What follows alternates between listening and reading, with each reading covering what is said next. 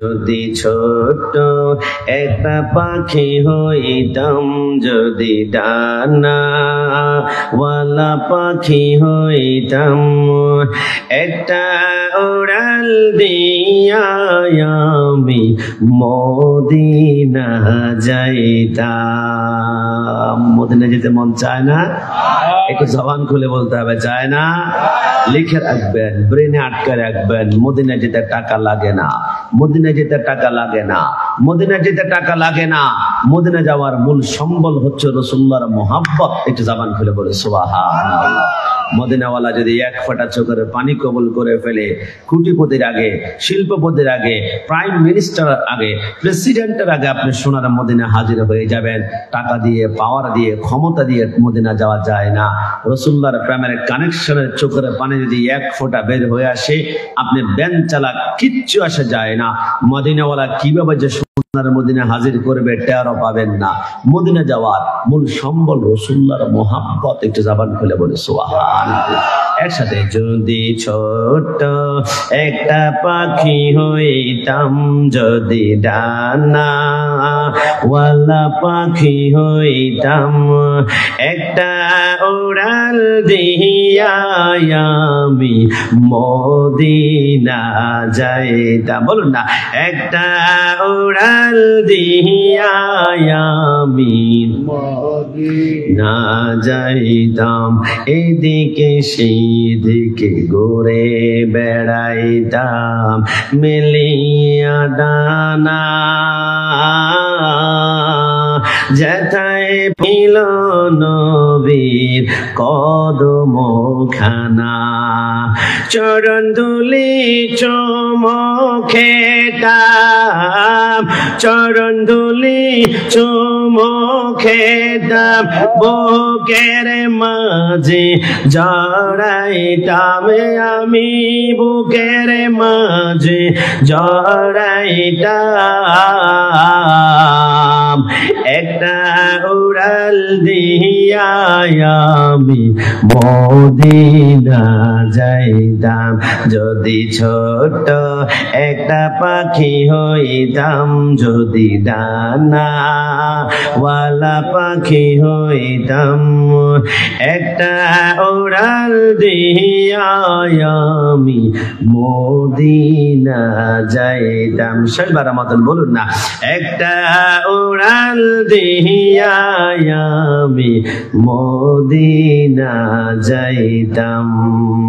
মান্তু সুদামতু মানসুদি, মান্তান সুদান্তু জাসুদি, তাকাসনা গো ইয়াদবাদাজি, মন্দে গরামতু দিগারে। আমার আল্লাহ বলে, আমি যদি হই দেহ, আমার বন্ধু হচ্ছে প্রাণ। যেইখানে লা ইলাহা ইল্লাল্লাহ, সেইখানে মুহাম্মদুর রাসূলুল্লাহ সাল্লাল্লাহু আলাইহি ওয়াসাল্লাম। আরে না, শুধু লিল্লাহে তাকবীর স্লোগান দিলে প্রকৃত মুসলমান হওয়া যায় না। হিন্দুরা আল্লাহকে বিশ্বাস করে ভগবান ভগবান বলে, বৌদ্ধরাও কিন্তু আল্লাহকে বিশ্বাস করে, ঈশ্বর ঈশ্বর বলে, খ্রিস্টানরা আল্লাহকে বিশ্বাস করে, গড গড বলে, আমার আল্লাহ বলে। শুধু আমি আল্লাহকে ডাকলে মুসলমান হওয়া যায় না। কারণ লা ইলাহা ইল্লাল্লাহ পড়ে যদি মুসলমান হওয়া যেত, তো আমি আল্লাহ পরের তবকা, পরের লাইন, পরের অংশ মুহাম্মদুর রাসূল লাগাতাম না। আমি বুঝিয়ে দিলাম ঈমান লুকাইতে হচ্ছে রাসূলুল্লাহর প্রেমের ভিতরে। একটু জবান খুলে বলে সুবহানাল্লাহ। অনেকে বলবে যে কিরে ভাই, লাইটিং করেছ, প্যান্ডেল করেছ, লক্ষ লক্ষ টাকা খরচ করে, আজকে তোমরা উত্তর মোহরা মিলাদ উদযাপন কমিটির ভাইরা এত লক্ষ টাকা এইখানে মিলাদুন নবীর মাহফিলে লাইটিং না করে, তোমরা এতিম অনেক মেয়ে আছে, এদেরকে বিবাহ দাও, অনেক গরিব বাচ্চা আছে, এদেরকে দান সৎকার করে দাও, আর দরকার কি মানুষকে সহযোগিতার হাত বাড়াও। আমরা বলি, অন্যান্য মাসে যারা কোটি কোটি টাকা মানুষের সহায়তায় খরচ করে, এরাই মিলাদুন নবী উদযাপন করে। কথা বলা ঠিক না? ওফাতুন নবী করবে তারা যাদের নবী মরে গেছে, মিলাদুন নবী তারাই করবে যাদের নবী জিন্দা আছে। একটু জবান খুলে বলে সুবহানাল্লাহ। এই জন্য রাসূলের মিলাদুন নবী চলতে থাকবে। जब तलक किए चाँद तारे जिल मिलाते जाएंगे, तब तलक जश्न विलादत हम बनाते जाएंगे। আসমানের চন্দ্র আসমানের সূর্য তারকা যতক্ষণ পর্যন্ত মিটমিট করে জ্বলবে, এই মিলাদুন নবীর জোয়ারকে বন্ধ করতে পারবে না। তবে মিলাদুন নবীতে কয়েক শ্রেণীর লোক বাজার হয়ে যাবে। ইবলিস শয়তান তার জিন্দেগিতে 4 বার কান্না করেছিল। 1 নম্বরে যখন তাকে জান্নাত থেকে বের করে দিয়েছিল, ইবলিস কান্না করেছিল। 2 নম্বরে যখন বলেছিল আনা খায়রুম মিনহু, আমি আদম থেকে উত্তম, আমি আমি আমি আমার আল্লাহ বলে সব সহ্য করতে পারি। আমি আল্লাহ, আমি এমপি, আমি মন্ত্রী, আমি কোটিপতি, আমি জমিদার, আমি চেয়ারম্যান, আমি বললে আমি আল্লাহ বরদাস্ত করতে পারি না। হ্যাঁ আমার বান্দা শুনে রাখো, তুমি সারা জিন্দেগি আমি বলেছ, তোমার আত্মা আমার সাবজেক্ট কিন্তু হচ্ছে আত্মশুদ্ধির উপর আলোচনা করা, আত্মাকে পবিত্র করার জন্য। যতক্ষণ তুমি আমি বলবা, তাহাজ্জুদের নামাজ পড়তে পড়তে কপালে দাগ পড়ে যাবা, তোমার জমানের দোয়া আল্লাহ কবুল হবে না, সেইটা কবুল করবে না।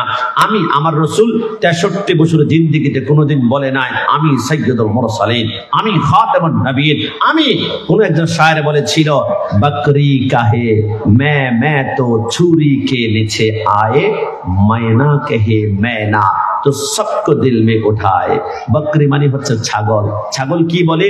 मैं মানে আমি সব। আমার আল্লাহ বলে আমি বলছিস না, তোকে আল্লাহ আমি ছুরির নিচে দিয়ে দিলাম। কুরবানি করতে হলে ছাগলের গলায় ছুরি লাগাও, আকিকা করতে হলে ছাগলের গলায় ছুরি লাগাও, ফাতিহা করবে ছাগলের গলায় ছুরি লাগা। কারণ मैं আমি বলেছ, কিন্তু ময়না পাকে কি বলে? मैं না, আমি কিছুই না, আমি নগণ্য, আমি ছোট। আমার আল্লাহ বলে ময়না যখন বললো আমি কিছুই না, ময়নাকে এত বেশি পছন্দ করেছি, 15-20 হাজার টাকা দিয়ে ময়না পাখি কিনে মানুষ কলা খাওয়ায়, আপেল খাওয়ায়, নাশপাতি খাওয়ায়। কারণ কি? ময়না যখন বলেছে আমি কিছুই না, নিজেকে নগণ্য করেছে।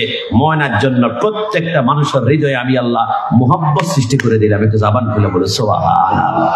তাহলে আজকে থেকে আমি বলা যাবে না, নগণ্য, আমি ছোট মানুষ, আমি কিছুই না, আমি এমপি না, আমি আপনাদের খাদেম। আপনি নিজেকে যত ছোট করবেন, আল্লাহ আপনার সম্মানকে 1000 গুণ বৃদ্ধি করে দিবে। একটু জবান খুলে বলি সুবহানাল্লাহ। এই জন্য যারা মিলাদুন নবীর আয়োজন করেছে, আমি ভাইদেরকে আজকে স্যালুট দিচ্ছি। আজকে মিলাদুন নবীর আলো যেমন প্রত্যেকটা অলিতে গলিতে হয়েছে, আমি আপনাদেরকে জোর করে বলবো, মিলাদুন নবীর লাইটিং শুধু অলিতে গলিতে হলে হবে না, মাঝে মাঝে আমাদের হৃদয় মাঝে মিলাদুন নবীর লাইটিং করতে হবে।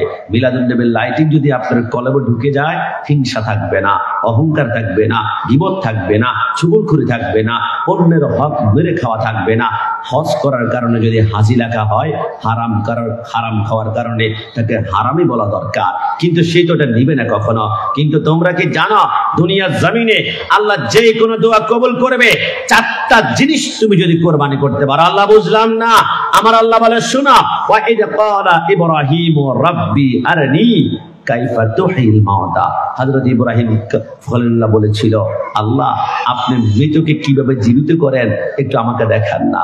আমার আল্লাহ বলে, ইব্রাহিম তুমি 4টি পাখি পরিন্দা জবাই করো, জবাই করার পরে 4টি পাখির কল্লা মাথা তোমার কাছে রাখবে, আর 4টা পাখির গোশতগুলা কিমা বানিয়ে মিক্স করে একটার ভিতরে সেটিং করে তুমি পাহাড়ের উপরে ছেড়ে দাও।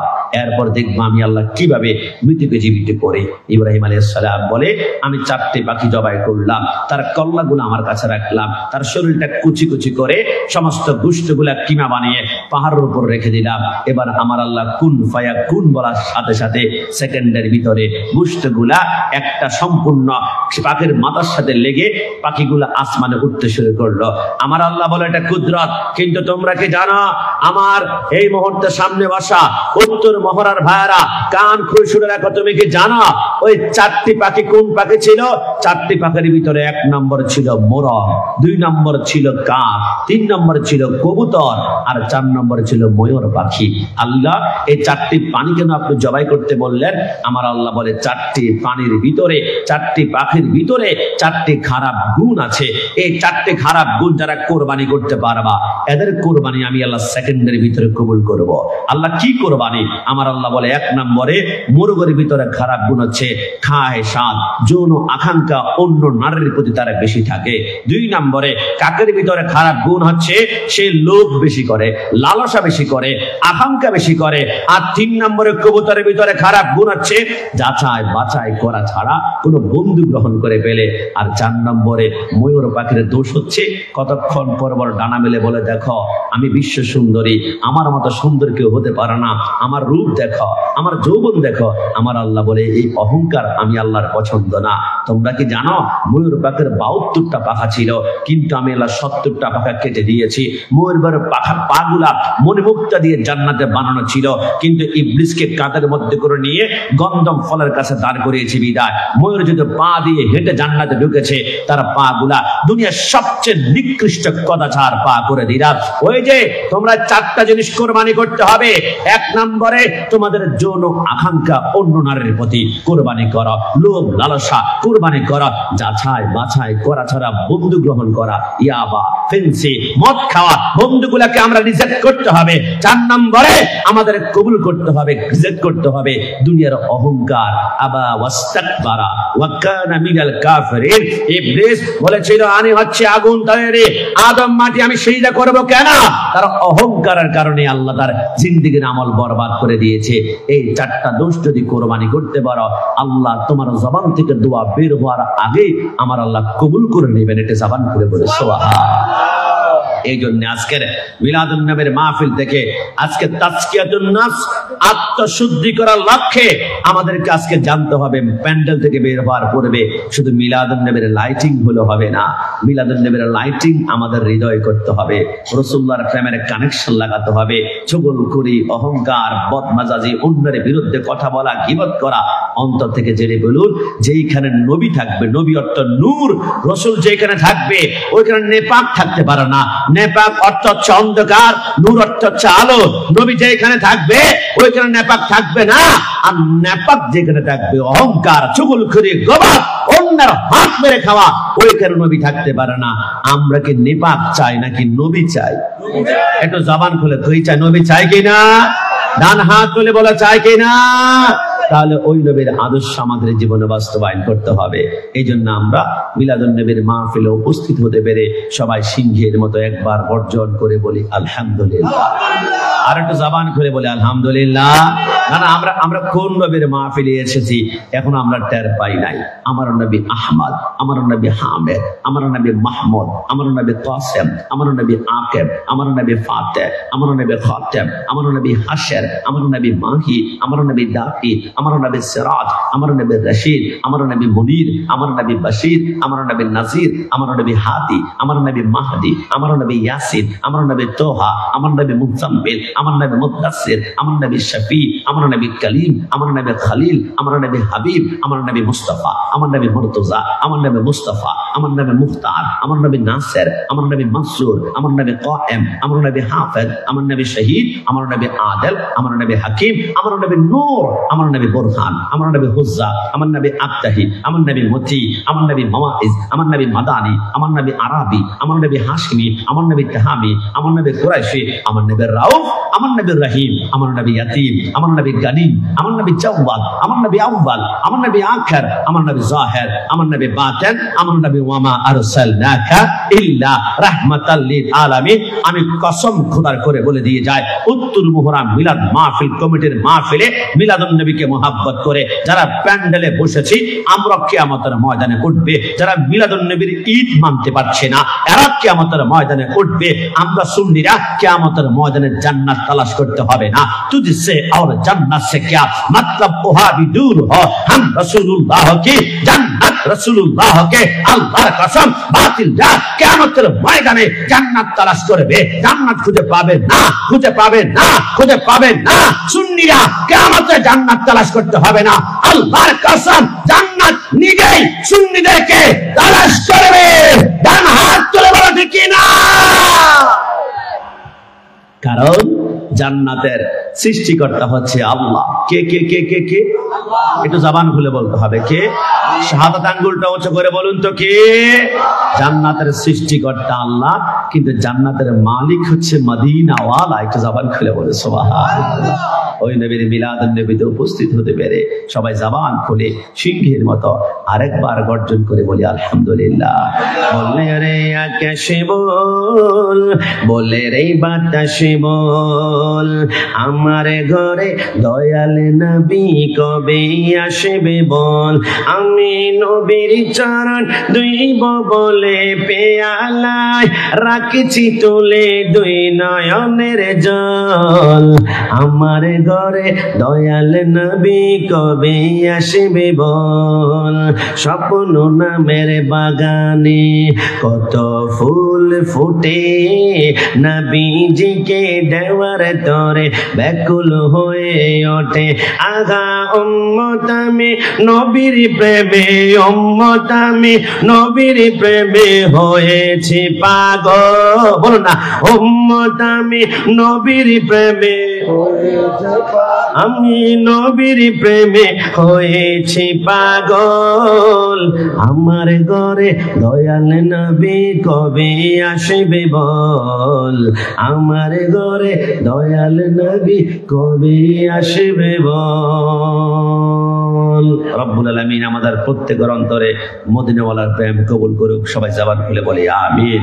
কদ আফলাহা মান তাযাক্কা। যেই ব্যক্তি আল্লাহর জিকির দ্বারা তার হৃদয়কে পরিপূর্ণ করতে পেরেছে সে সফল কাম হয়েছে। আলা বিযিকরিল্লাহি তাতমাইন্নুল কুলুব। আমাদের অন্তর প্রশান্তি করার জন্য আমরা প্যারাসিটামল খাই, সেকলো খাই, অনেকে আমাদের গ্যাস্ট্রিকের ট্যাবলেট খায়, কিন্তু আমার আল্লাহ বলে দুনিয়ার সব ট্যাবলেট যদি তোমার হৃদয়কে ঠান্ডা করতে না পারে তাহলে যিকরুল্লাহ, আল্লাহর জিকির করো। আল্লাহর জিকির বলতে আমরা যেটা বুঝি ইল্লাল্লাহ, ইল্লাল্লাহ, সুবহানাল্লাহ, আলহামদুলিল্লাহ, আল্লাহু আকবার। আপনি আমি শুধু আল্লাহ জিকির করি না। হযরতে দাউদ আলাইহিস সালাম বলে জাবুর কিতাব পড়ছিলাম, হঠাৎ করে দেখলাম একটা গর্তের ভিতর থেকে একটা পিপিলিকা বের হয়ে আসলো। আমি বলি আল্লাহ বুঝলাম না, একটা পিঁপড়া আপনি তৈরি করেছেন, লাভ কি, দরকার আছে একটা পিঁপড়া, কি হয়েছে এটা ফায়দা? হঠাৎ করে পিঁপড়া জবান খুলে গেল। পিঁপড়া বলে দাউদ আলাইহিস সালাম তুমি কি জানো আমি প্রত্যেক দিন সকাল থেকে সন্ধ্যা পর্যন্ত 3000 বার সুবহানাল্লাহ, আল্লাহু আকবার, আল্লাহু আকবার, আল্লাহু আকবার, আমি 3000 বার আল্লাহ জিকির করি। আর সন্ধ্যা থেকে সকাল পর্যন্ত 3000 বার রাসূলুল্লাহর উপর আমি দুরূদ সালাম প্রেরণ করি। জবান খুলে বলে সুবহানাল্লাহ। আপনি জেনে অবাক হয়ে যাবেন, সৃষ্টি জগতে একমাত্র 2টা প্রজাতি, 18,000 মাখলুকাতের মধ্যে মাত্র 2টা জাতি আল্লাহকে ভুলে যায়, আর বাকি একটা জাতি 1 সেকেন্ডের জন্য আল্লাহকে বলে না। আপনি জানেন সেই 2টা জাতি কি? একটা হচ্ছে জিন, একটা হচ্ছে ইনসান, একটা হচ্ছে মানুষ, একটা হচ্ছে জিন। এই জন্য জান্নাত জাহান্নাম শুধু জিন এবং ইনসানের জন্য, অন্য কোনো প্রাণীর জন্য জান্নাত জাহান্নাম দেয় নাই। কারণ যারা আল্লাহকে ভুলে যাবে এদের জন্য জান্নাত জাহান্নাম। তবে আমার আল্লাহ বলে দুনিয়া সৃষ্টিতে 18,000 জাতির মধ্যে অন্যান্য জাতি আমি আল্লাহকে যদি 1 সেকেন্ডের জন্য বলে 1 সেকেন্ডের জন্য আমি আল্লাহ 1 সেকেন্ডের মাথায় তার মৃত্যু দিয়ে ফেলি। আপনি খেয়াল করেছেন উত্তর মহড়াতে কোন পুকুরের মধ্যে বড়শি যখন আপনি মাছ ধরার জন্য বড়শি বান, তখন বড়শি রাখার মধ্যে একটা মাছ ধরে ফেলে। আপনি চিন্তা করুন তো, আপনার পুকুরে 1000 মাছ, কিন্তু প্রত্যেক মাছ না ধরে একটা মাছ কেন আপনার জালের মধ্যে আটকিল, বড়শির মধ্যে আটকিল। আমার আল্লাহ বলে যে মাছটা আমি আল্লাহকে 1 সেকেন্ডের জন্য ভুলে যাবে, আমি আল্লাহর সাথে সাথে এক জেলখানার ভিতরে ঢুকিয়ে দেয়, তার মৃত্যু নিশ্চিত করে ফেলে। কোন গাছ যদি 1 সেকেন্ডের জন্য আমি আল্লাহকে বলে 1 সেকেন্ডের মধ্যে আমি আল্লাহ তার মৃত্যু দিয়ে ফেলি। কিন্তু আমি তো রহমান, আমি তো মেহেরবান। মানুষ তোমরা আমাকে ভুলে গেলে আমি আল্লাহ তোমাদেরকে কিন্তু বলি না। তুমি খেয়াল করেছ চট্টগ্রাম ইপিজেডে চাকরি করতে গিয়েছেন, একদিন যান নাই, একদিনের বেতন কাটা, 2 দিন যান নাই, 2 দিনের বেতন কাটা, 3 দিন যান নাই, 3 দিনের বেতন কাটা। আমার আল্লাহ যদি বলে বান্দা না, এই মুহূর্তে আমি সিদ্ধান্ত নিয়েছি ফজর নামাজ পড়স নাই, সকালবেলা 2 মিনিটের জন্য শাস্তি হিসাবে তোমার অক্সিজেন বন্ধ, তুমি আর আমি কিন্তু লাশ হয়ে যাব। আমার আল্লাহ যদি বলে দুজোরের নামাজ পড়স নাই, দুপুরের খানা বন্ধ, লাশ হয়ে যাবে। আমার আল্লাহ বলে বান্দা আমার নির্দেশ না মানলে সাথে সাথে অ্যাকশন নিলে তুই মরে যাবি। আমি আল্লাহ তোকে সুযোগ দিয়ে রাখি, একবার আমি আল্লাহকে আল্লাহ বলে ডাক দে, তোর ডাকি আমি আল্লাহ 70 বার সাড়া প্রদান করবো। জোরে বলে সুবহানাল্লাহ। আল্লাহ যে কত মেহেরবান, আমরা এখনো টের পাই নাই। আমাদের কপালের মধ্যে ঘাম আসে, ঘামটা ডাইরেক্ট চোখের ভিতরে ঢুকে না। কারণ কি জানেন? আপনি এক ফোঁটা ঘাম ঠোঁটের মধ্যে, জিহ্বার মধ্যে নিয়ে দেখবেন, ঘামটা একটু লবণাক্ত লবণাক্ত লাগে। এক ফোঁটা লবণ যদি আমার চোখের ভিতরে মারে, চোখ জ্বলতে শুরু করে, ঠান্ডা পানি দিয়ে কিছুক্ষণ পর আয়নার মধ্যে দেখলে আমার চোখটা লাল হয়ে গিয়েছে। তো একটা ঘাম যদি লবণাক্ত, ওই ঘামটা চোখের ভিতরে ঢুকলে দেখবেন আমাদের চোখ বুঝতে শুরু করে, একটু একটু আমার চোখ জ্বলা শুরু করে। আমি ঠান্ডা পানি মারি। আমার আল্লাহ বলে, বান্দা তোর কপালের ঘাম যদি ডাইরেক্ট চোখের ভিতরে ঢুকে পড়ে, তুই সহ্য করতে পারবি না। কপালের ঘাম যাতে করে ডাইরেক্ট চোখে ঢুকতে না পারে, আমি তোর চোখের উপরে একটা ব্রু দিয়েছি। তোর ঘামটা এসে প্রথম ব্রুর মধ্যে হঠাৎ করে এসে ভেঙে যাবে, ভেঙে চ্যাপ্টা হয়ে আস্তে করে ব্রু দিয়ে গালের এক পাশ দিয়ে পড়ে পড়ে আমি আল্লাহ তোকে সেই ঘাম থেকে সেভ করে বলি, ফাবি আইয়ি আলাই রাব্বিকুমা তুকাযিবান। সারা জিন্দেগি চেষ্টা করলো আমি আল্লাহর নিয়ামতের শুকরিয়া আদায় করে শেষ করা যাবে? জমকামান মুসলমানি কালাম অন্তরে কান লাগাতে হবে। আমরা সে রব্বুল আলামিনের জিকিরের মাধ্যমে আমাদের হৃদয়কে আমরা একদম পবিত্রতার সর্বোচ্চ পর্যায়ে পৌঁছে দিব। কারণ তিনি আমার সেই আল্লাহ। আমার আল্লাহ বলেন, ইদাস সামাউ ফাতারাত ওয়া ইদাল কাওয়াকিবু ইনতাসারাত ওয়া ইদাল বিহারু ফুজ্জিরাত। কিয়ামতের ময়দান যখন হয়ে যাবে, সমস্ত পাহাড়গুলো রাঙ্গামাটি খাঙ্গা চড়িরা পাহাড়গুলো তুলার মতো উঠতে শুরু করবে, সাগর নিচ থেকে আগুনের লাভাগুলো বের হতে শুরু করবে, সমস্ত তারকাগুলো এটম মতো জমিনের মধ্যে যখন নিক্ষিপ্ত হতে শুরু করবে, ওই কিয়ামতের ময়দানে 12 সূর্যের তাপ যখন মাথার উপর মধ্যে পড়বে, মাথার মগজগুলা বাতার মারের মতো টকবক করে উঠতে শুরু করবে। তৃষ্ণার কারণে জিহ্বাটা বাইরে হয়ে নাভি পর্যন্ত চলে আসবে, জমিনটা তামার হয়ে যাবে। গুনাহগার বান্দা যখন ফাটা ফেলবে, পার নিচ থেকে চামড়াগুলো বোমার মতো গলতে শুরু করবে, বান্দা যখন কান্না করবে, আমার আল্লাহ বলে কিয়ামতের ময়দানে আমি আল্লাহ 4টে স্টেশন দিলাম। একটা হচ্ছে মিজান, একটা ফুলসিরাত, একটা হাউজে কাউসার, আর একটা হচ্ছে আসা আইয়া বাযাকা রাব্বুকা মাকামাম মাহমুদা। এই 4টে স্টেশন আমি আল্লাহ করে দিয়েছি। এই বান্দা শোনো, যখন মিজানের পাল্লা নির্ণয় করা হবে, আমার আল্লাহ একজন বান্দাকে ডাক দিয়ে বলবে, এই বান্দা এইদিকে আসো, তোমার আমল নামার মধ্যে সব গুনাহ আর গুনাহ, জিনা করেছো, ব্যভিচার করেছো, মদ পান করেছো, অসংখ্য জুলুম করেছো, নামাজ পড়ানোর রোজা রাখো নাই, বান্দা দেরি করিস না। ওই মুহূর্তে তোর অবস্থান জাহান্নাম। যা ওই জাহান্নাম দেখা যাচ্ছে, জাহান্নামের দিকে দৌড়িয়ে দৌড়িয়ে ঢুকতে শুরু কর। বান্দা কোনো সেকেন্ড পরিমাণ দেরি করবে না, জাহান্নামের দিকে দৌড়াবে। আমার আল্লাহ বলবে, এ ফেরেশতারা, এটা পাগল নাকি? জাহান্নাম সে কি বুঝতে পারে না? এই বান্দাকে ডাক দে, এই বান্দা তুই কি জাহান্নাম কি জিনিস বুঝুস কিনা আমার কাছে তুই রিকোয়েস্ট করতে পারতি, আরজি করতে পারতি। বান্দা কান্না করে বলে, আল্লাহ জাহান্নাম হচ্ছে নারুল্লাহিল মুকাদ্দাতুল্লাতী তাত্তালিউ আলাল আফইদা, যেখানে এক ফোঁটা আগুন যদি দুনিয়ার জমিনের মধ্যে ছেড়ে দেওয়া হয়, তামাম দুনিয়া সমস্ত সেকেন্ডের ভিতরে ভস্ম কয়লা হয়ে যাবে। এত কঠিন জাহান্নাম। ইল্লা হামিমা ওয়া গাসসাকা, সেইখানে যখন পানি পান করতে চাইবে, গরম এক গ্লাস পানি দেওয়ার সাথে সাথে সমস্ত শরীরের মাংসগুলো ঝরে ঝরে জমিনের মধ্যে পড়ে যাবে। সেইখানে যখন ক্ষুধা বলে চিৎকার করবে, ওইখানে আপেলের মতো একটা গোলাকার ফল রয়েছে, ওই ফলটা মুখের ভিতরে দিবে আপেল মনে করে, কিন্তু মুখের ভিতরে ঢুকানোর সাথে সাথে ওইখান থেকে 27টা কাঁটা বের হবে। 2টা কাঁটা 2টা চোখকে মার্বেলের মতন বের করে ফেলবে, 2টা কাঁটা 2 কানের ছিদ্র, 2টা 2 নাকের ছিদ্র। বান্দা এত কঠিন জায়গা জানার পর আমি বলছি জাহান্নামে যা, তারপরে চলে গেলে কেন? বান্দা বলে, আল্লাহ আমার আমল নামার মধ্যে একটা নেকিও নাই, সব গুনাহ আর গুনাহ। দুনিয়াতে কোনো নির্দেশ মানতে পারি নাই, নামাজ পড়তে পারি নাই, হজ করতে পারি নাই, যাকাত দিতে পারি নাই, কিন্তু আল্লাহ চিন্তা করলাম দুনিয়াতে একটা নির্দেশ তো মানতে পারে নাই। কিয়ামতের ময়দানে আল্লাহ বলেছে জাহান্নামের দিকে যাওয়ার জন্য। জাহান্নাম যত কঠিন জায়গা হোক না কেন, আজকে আল্লাহর নির্দেশ আমি মেনেই ছাড়াবো। আল্লাহ আপনাকে মোহাব্বত করে আমি জাহান্নামের দিকে দৌড়াতে শুরু করলাম। আমার আল্লাহ বলে, বান্দা বান্দা, আমার রহমতের সাগরে সাইক্লোন শুরু হয়ে যাবে, ঢেউ শুরু হয়ে যাবে, আমি আল্লাহ বরদাস্ত করতে পারবো না। বান্দা যখন আমাকে মোহাব্বত করে বলল, আল্লাহ আপনার রহমতের নির্দেশ মানার জন্য আমি দৌড়াচ্ছি, আমার আল্লাহ বলে, এখন আর সওয়াব লাগে না, সেকেন্ডের ভিতরে আমি আল্লাহ রহমত দ্বারা তাকে জাহান্নাম থেকে জান্নাতি বানিয়ে দিলাম। একটু জবান খুলে বলে সুবহানাল্লাহ।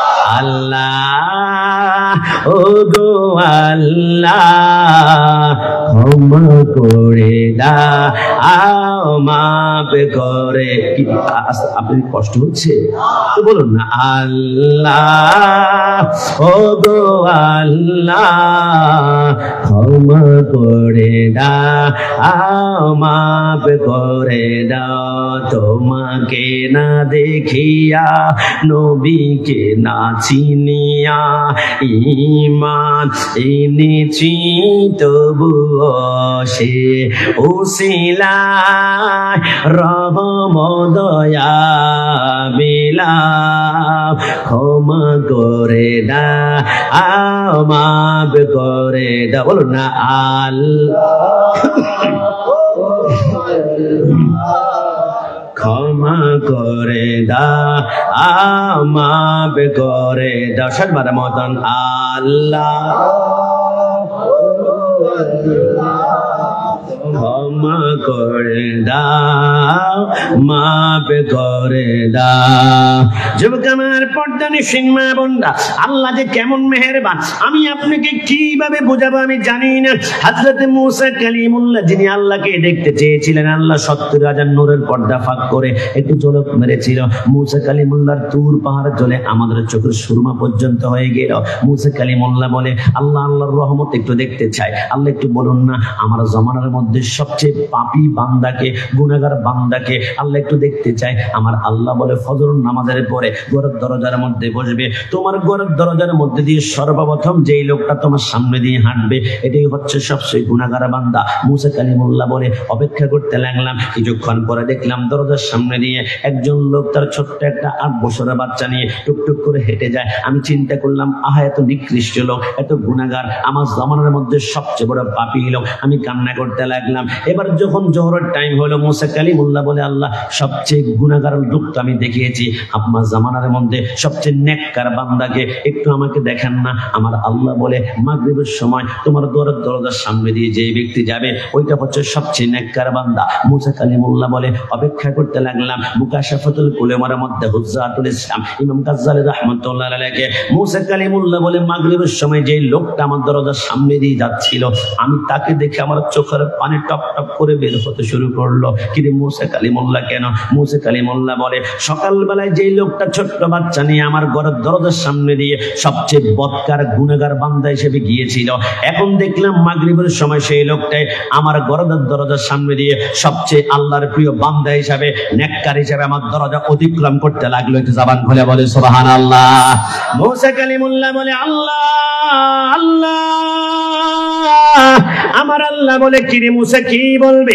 মূসা কালিমুল্লাহ বলে, আল্লাহ সকালবেলা সবচেয়ে গুনাহগার আর সন্ধ্যাবেলায় সবচেয়ে নেককার বুঝতে পারলাম না। আমার আল্লাহ বলে, তাহলে শোনো, এই লোকটা একটু আগে জঙ্গলের ভিতরে গিয়েছে, জঙ্গলের ভিতরে গিয়ে তার ছোট্ট বাচ্চা তাকে বলতে লাগলো, বাবা এত বিশাল জঙ্গল, এই জঙ্গল থেকে বড় কিছু আছে কিনা? বলে আছে। এই জঙ্গল থেকে বড় কি আছে? বলে আমার জিন্দেগির গুনাহ। এই বলে জঙ্গল থেকে বড় কি আছে? বলে এই জঙ্গল থেকে বড় হচ্ছে পাহাড়, পাহাড় থেকে বড় কি আছে? বলে এই পাহাড় থেকে আর একটা বড় জিনিস আছে, এটা হচ্ছে আসমান। বলে আসমান থেকে বড় কিছু আছে কিনা? বলে এটার থেকে বড় হচ্ছে সূর্য। বলে সূর্য থেকে আরো বড় কিছু আছে কিনা? এবার কাঁদতে শুরু করলো। ওই ছোট্ট আল্লাহর বান্দাটার কথা শুনে বাবা বলল, আসমান থেকে বড় কিছু আছে। বলে এটা আবার কে? বলে এটা হচ্ছে আমার গুনাহ, এটা হচ্ছে আমার পাপ, এটা হচ্ছে আমার জুলুম। এত গুনাহ করেছি, এত পাপ করেছি, আমার বড় পাপী থেকে আসমান থেকে পাপ বড়, জুলুম বড় হয়ে গিয়েছে। বাবা যখন কান্না করতে শুরু করলো, ছোট্ট বাচ্চা বলে, বাবা বুঝতে পারলাম আপনার গুনাহ বড়, কিন্তু আপনার এত বেশি গুনাহ, এই গুনার থেকেও সৃষ্টি জগতে বড় কিছু আছে কিনা? বাবা বলল, হ্যাঁ আমার গুনাহ থেকেও বড় একটা জিনিস আছে। আল্লাহ এটা আবার কি? ও বাবা এটা আবার কি বলুন না। বলে আমার গুনাহ থেকে সবচেয়ে বড় হচ্ছে আল্লাহর রহমত। একটু জবান খুলে বলি সুবহানাল্লাহ। আমার আল্লাহ বলে, আমার রহমতের সাগরটা উঠে গেল, বান্দা তুই যখন স্বীকার করে নিলি আমার তোর গুনাহ থেকে আমার রহমত বড়, আমি আল্লাহর রহমতের সাগরের ঢেউ উঠে শুরু হয়ে গেল। আমি দেরি না করে বান্দার এই কথাটা পছন্দ হওয়ার কারণে তার জিন্দেগির গুনাহগুলো মাফ করে আমি তাকে এই জামানার সবচেয়ে বড় নেককার বানিয়ে দিলাম। একটু জবান খুলে বলে সুবহানাল্লাহ। আমার যুবক জীবনে করতে করতে আমাদের কল্পটাকে আমরা আত্মাটাকে একদম কালো করে ফেলেছি।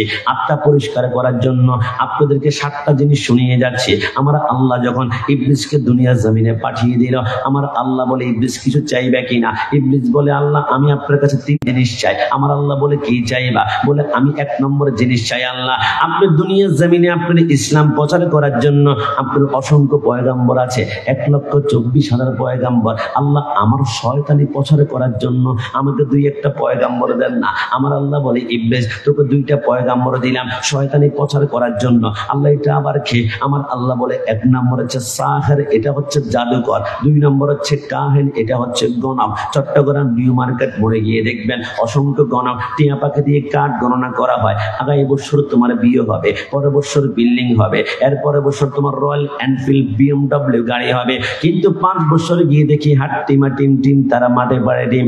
আসলে আমার তো দ্বিমতের কিছু নাই, কারণ গণক কখনো ভবিষ্যতের কথা বলতে না। ভবিষ্যতের একমাত্র জাতিগত সত্তা হচ্ছে আমার আল্লাহ মালিক, আর এলমে গায়েবের মালিক বানিয়েছেন মদিনাওয়ালাকে। একটু জামান খুলে বলে সুবহানাল্লাহ।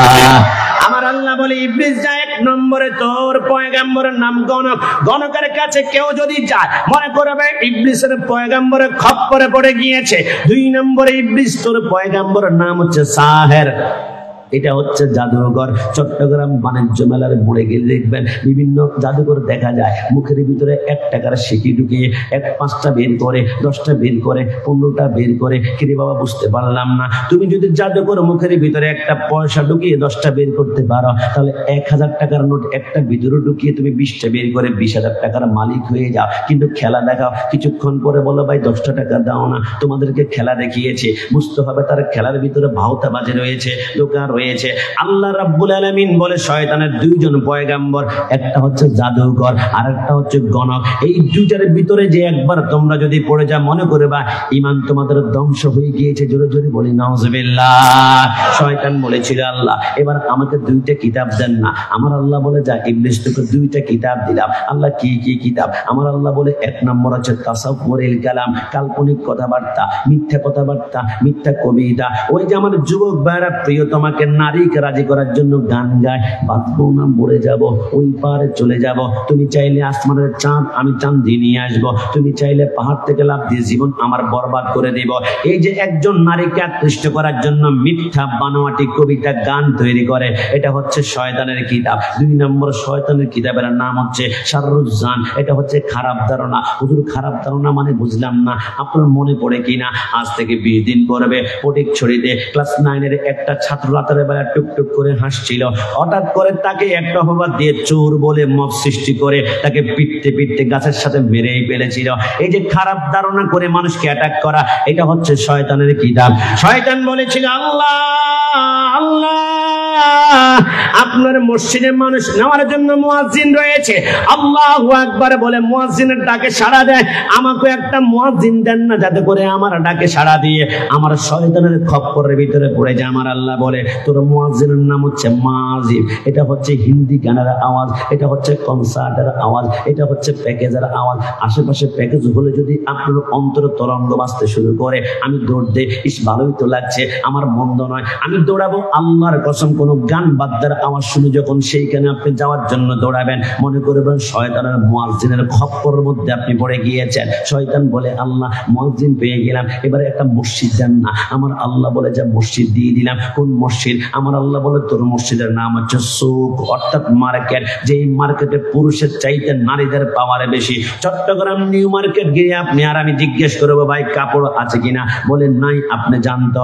আপু আপনি আসেন, খালা আপনি আসেন, ভাবি আপনি আসেন, দেখবেন নারীদেরকে বেশি দোকানের ভিতরে ডাকা হয়, কারণ একজন পুরুষকে আল্লাহ পরিপূর্ণ বেরেন দিয়েছে, পুরুষ থেকে 5 টাকা লাভ করতে পারবে। কিন্তু নারীদেরকে আল্লাহ দুর্বল করে সৃষ্টি করেছে, এদেরকে প্রশংসা করলে 5 টাকার জায়গায় 10 টাকা 20 টাকা লাভ করা যায়। এই জন্য মার্কেট গুলার ভিতরে দেখবেন পুরুষের চাইতে নারীদের পাওয়ারে বেশি, ওদের আলোচনা বেশি, ওদের দর কষাকষি বেশি। আল্লাহর নবী সরকার মদিনা বলে কসম ইজ্জতের কসম করে বলি, যেই মার্কেটে পুরুষের চাইতে নারীদের কণ্ঠের আওয়াজ বেশি, ওইটা হচ্ছে শয়তানের মসজিদ। শয়তান বলে আল্লাহ 5 নম্বরে একটা জিনিস চাইবো। আমার আল্লাহ বলে কি চাও? শয়তান বলে আল্লাহ আমার খাবার কোথায়? আমার আল্লাহ বলে যে খাবারের প্রথমে বিসমিল্লাহির রহমানির রহিম বলা হবে না, ওই খাবারের প্লেটের এক পাশে শয়তান তুই খাবি, আর এক পাশে অবস্থায় বসে বসে ওই খাবারের মালিক যিনি নিয়ে বসবে, কিন্তু বিসমিল্লাহ যখন বলবা 19 জন ফেরেশতা এসে তোমার প্লেটের চারপাশে ঘেরাও দিয়ে ধরবে। শয়তানে একটা পশমে আঘাত করতে পারবে না। একটু জবান খুলে বলি সুবহানাল্লাহ।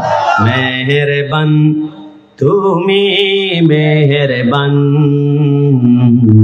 মেহেরবান তুমি মেহেরবান, আমি পাপী গুনাহগার, তুমি ছাড়া কে আছে আর ক্ষমা কর ওগো প্রভু, তওবা করি বারে বার। ইয়া রাহিমু রহমান ইয়া কারিমু মেহেরবান। কি আল্লাহর নাম নিতে কষ্ট হবে আমাদের?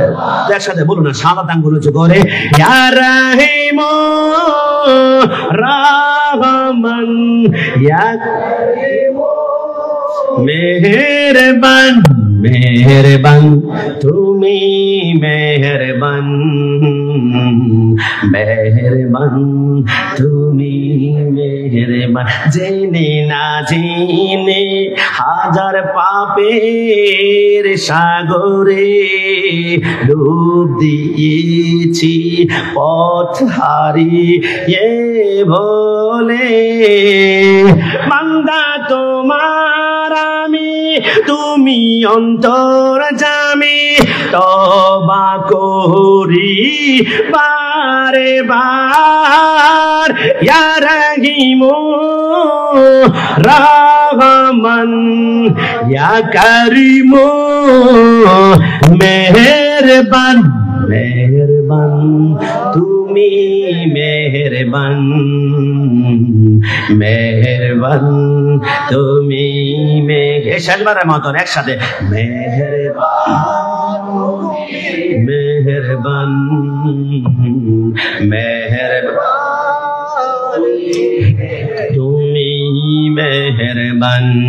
যুবক আমার, পর্দানিসীন মা বোনরা, ইবলিস বলেছিল আল্লাহ আমার খাবার, আমার আল্লাহ বলে যে খাবারের প্রথমে বিসমিল্লাহ বলা হবে না। ওই খাবারের এক প্লেটের পাশে তুই ইবলিস খাবি, আর এক পাশে খাবারের মালিক খাবে। যে কোনো খাবারের প্রথমে বিসমিল্লাহির রহমানির রহিম বলবেন। লাভ কি হবে জানেন? নূহ আলাইহিস সালাম বলে আল্লাহ জান্নাত থেকে একটা বীজ আমাকে পাঠিয়েছিল, জমিনে বপন করলাম, 40 বছরের পরে সেইখান থেকে বিশাল একটা গাছ হয়ে গেল। আমার আল্লাহ বলেন নূহ এই গাছটা এবারে কাটো। নূহ আলাইহিস সালাম বলে আল্লাহ 960 বছরে 40 জনকে মুসলমান বানিয়েছে, 40 জন মিলে গাছটাকে আমরা ধাক্কায় একটা পাতা পর্যন্ত নাড়াতে পারছি না, আল্লাহ কি করব?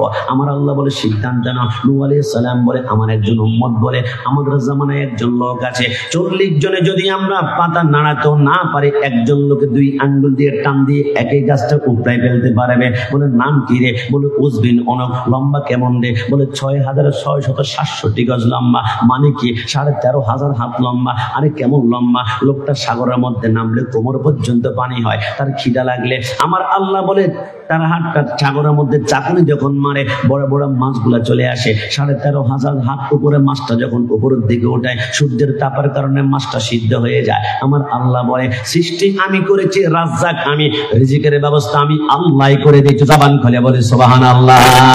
আল্লাহর নবী নূহ আলাইহিস সালাম বলে উজবিন অনুক ডাকা হলো, উজবিন অনুক বলে নূহ পয়গম্বর। নূহ আলাইহিস সালাম বলে এই গাছটাকে তুমি উপড়াই দিতে পারবে 1,24,000 তক্তা করতে পারবে কিনা? উজবিন অনুক বলে সেকেন্ডারি ভিতরে করব, তবে বিনিময়ে সকালবেলা আমাকে পেট ভরে নাস্তা করাতে হবে। নূহ আলাইহিস সালাম বলে তোমার নাস্তা কি? বলে সকালবেলার নাস্তা হচ্ছে 8,000 রুটি। একটু জবান খুলে বলে সুবহানাল্লাহ। নূহ আলাইহিস সালাম বলে ইনশাআল্লাহ। ইনশাআল্লাহ মানে যদি আল্লাহ চান। আমার আল্লাহ বলে নূহ যখন আমার কাছে ইনশাআল্লাহ বলেছে, দায়িত্ব কিন্তু আমি আল্লাহর উপরে চলে আসছে, তোমার পিছনে এখন ফেরেশতা ঘুরবে, যতক্ষণ না ইনশাআল্লাহ বলার পর তুমি কাজের মধ্যে বের হয়েছ, ওই কাজটা সাকসেসফুল সফল না করা পর্যন্ত দুনিয়ার সমস্ত মানুষের পিছনে ফেরেশতা ঘুরবে। নূহ আলাইহিস সালাম বলে গাছটাকে উঠিয়ে দিল, 1,24,000 তক্তা করলো, প্রতিটা তক্তার ভিতরে এক একজন পয়গম্বরের নাম উঠে গেল। এবার সকালবেলা নাস্তা করতে আসলো, আমার আল্লাহকে নূহ পয়গম্বর বলে, আল্লাহ রুটি আছে, যা রুটি হবে সর্বোচ্চ 10টা, কিন্তু আল্লাহ 8,000 রুটি কোত্থেকে বানাবো? আমার আল্লাহ বলে 2টা রুটি বেলার ব্যবস্থা করো। 2টা রুটি বলে উজবিন উনুকের সামনে দিল, উজবিন উনুকের মাথার রক্ত গরম হয়ে গেল। আমি বললাম 8,000 রুটি 2টা দিয়েছ। নূহ আলাইহিস সালাম বলে, আল্লাহ এখন মনে হয় আক্রমণ করতে পারে। আমার আল্লাহ বলে, উজবিন উনুককে একটা মন্ত্র শিখিয়ে দাও, একটা লাইন শিখিয়ে দাও, একটা বাক্য শিখিয়ে দাও। এটা আবার কি? উজবিন উনুকের সামনে নূহ পয়গম্বরে বলে, তুমি যাই বলতে শুরু করো, বিসমিল্লাহ রহমানির রহিম। উজবিন উনুক বলে, বিসমিল্লাহ। আল্লাহ এটা আবার কে? রহমান আবার কে? রহিম আবার কে? বলে দরকার নাই, তোমার খাদ্য প্রয়োজন, তোমার সামনে 8,000 নয় 8,08,00,000 রুটি দিব, তুমি এই বছর দেখাবে, তবে বিসমিল্লাহ বলো। নূহ আলাইহিস সালাম বলে, আমার সামনে উজবিন উনুক যখন বিসমিল্লাহির রহমানির রহিম বলে একটা রুটি খেয়েছে, আরেকটার অর্ধেক খাওয়ার পরে ডানে বামে তাকিয়ে পিছনে তাকিয়ে এত জোরে একটা দৌড় দিয়েছে রে নূহ পয়গম্বর, জীবনে এত তৃপ্তি সহকারে আমি নাস্তাই করিনি। একটু জবান খুলে বলি সুবহানাল্লাহ।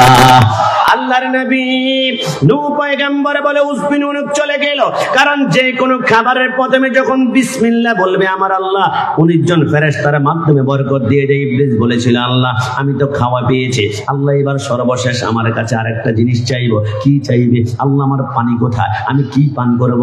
আমার আল্লাহ বলে, তোমার পানির নাম হচ্ছে খামর, এটা হচ্ছে মদ, এটা হচ্ছে ইয়াবা, এটা হচ্ছে ফেন্সি। দুনিয়ার জমিনে যারা মদ পান করবে এদের বিবেক যখন নষ্ট হয়ে যায় তখন এরা জানোয়ার হয়ে যায়। 2-3 দিন পূর্বে দেখেছেন আপনারা, আপন একজন ভাইকে মাটির মধ্যে শোয়ায় আপন 2 ভাই জ্যান্ত অবস্থায় বাইরে 2টা চোখ বের করে ফেলেছিল।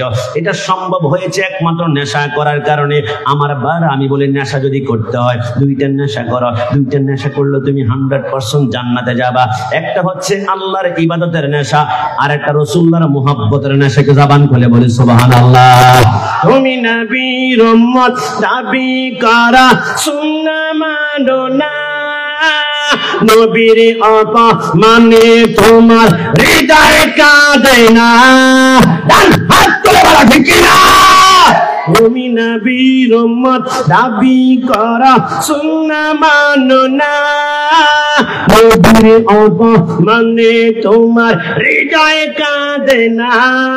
তুমি বিজাতীয় সংস্কৃতিতে সপেছ পরাণ, তুমি কেমন মুসলমান, তুমি কেমন মুসলমান? বলুন না, তুমি কেমন মুসলমান, তুমি কেমন মুসলমান?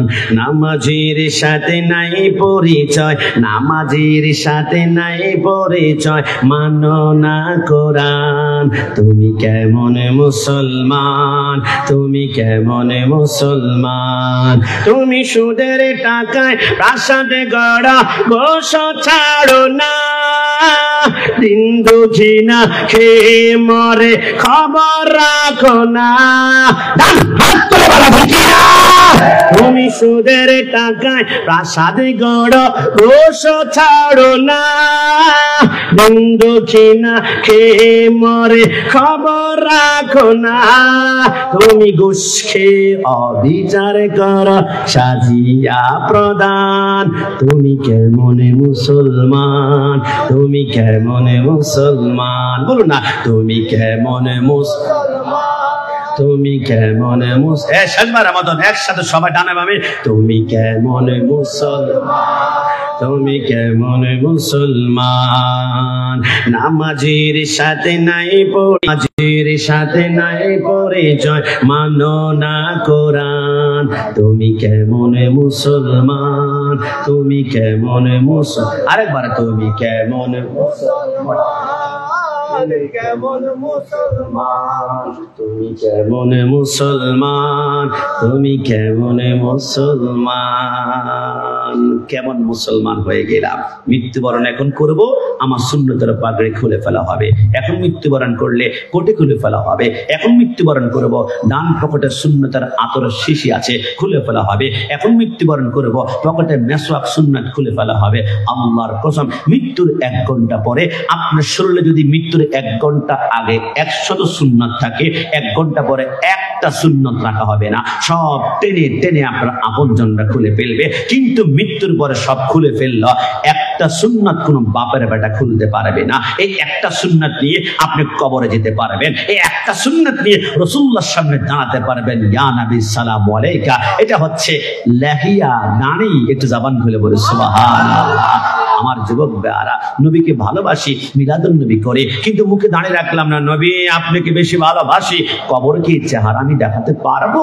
আমার শেভ করতে করতে চামড়া বুটে গিয়েছে, চামড়া খসখসে হয়েছে। নবীকে মহাব্বত করো, দাঁড়িয়ে রাখো। তুমি দাঁড়িয়ে রেখেছ, হাজারো পাপ থেকে আল্লাহ তোমাকে সেভ করবে। দাঁড়িয়ে রেখেছ না, আমি জেনা করতে বের হলে চিন্তা করব আমার মুখে দাঁড়িয়ে যে মেয়ের সাথে জেনা করব সে কি আমাকে লাইক করবে, পছন্দ করবে? না, এই মুখ দাঁড়িয়ে নিয়ে আমি জেনা করতে পারবো না, ঠিক এটা খারাপ দেখা যায়। আমি যখন দাঁড়িয়ে রাখবো, ওজনে কম দিব, ঠিক আমার মুখে না দাঁড়িয়ে ওজনে কম দেওয়া যায়। আমি যখন মুখে দাঁড়িয়ে রাখবো, টেবিলের নিচ দিয়ে বাম হাত দিয়ে গোশ খাবো, সে আমার মুখে না দাঁড়িয়ে আমি কিভাবে গোশ খাবো? আল্লাহর কসম, হাজারো পাপ থেকে দাঁড়িয়ে আপনাকে সেভ করে চোখের পলকে পুলসে রাখ পার করবে। একটু জাবান খুলে বলে সুবহানাল্লাহ।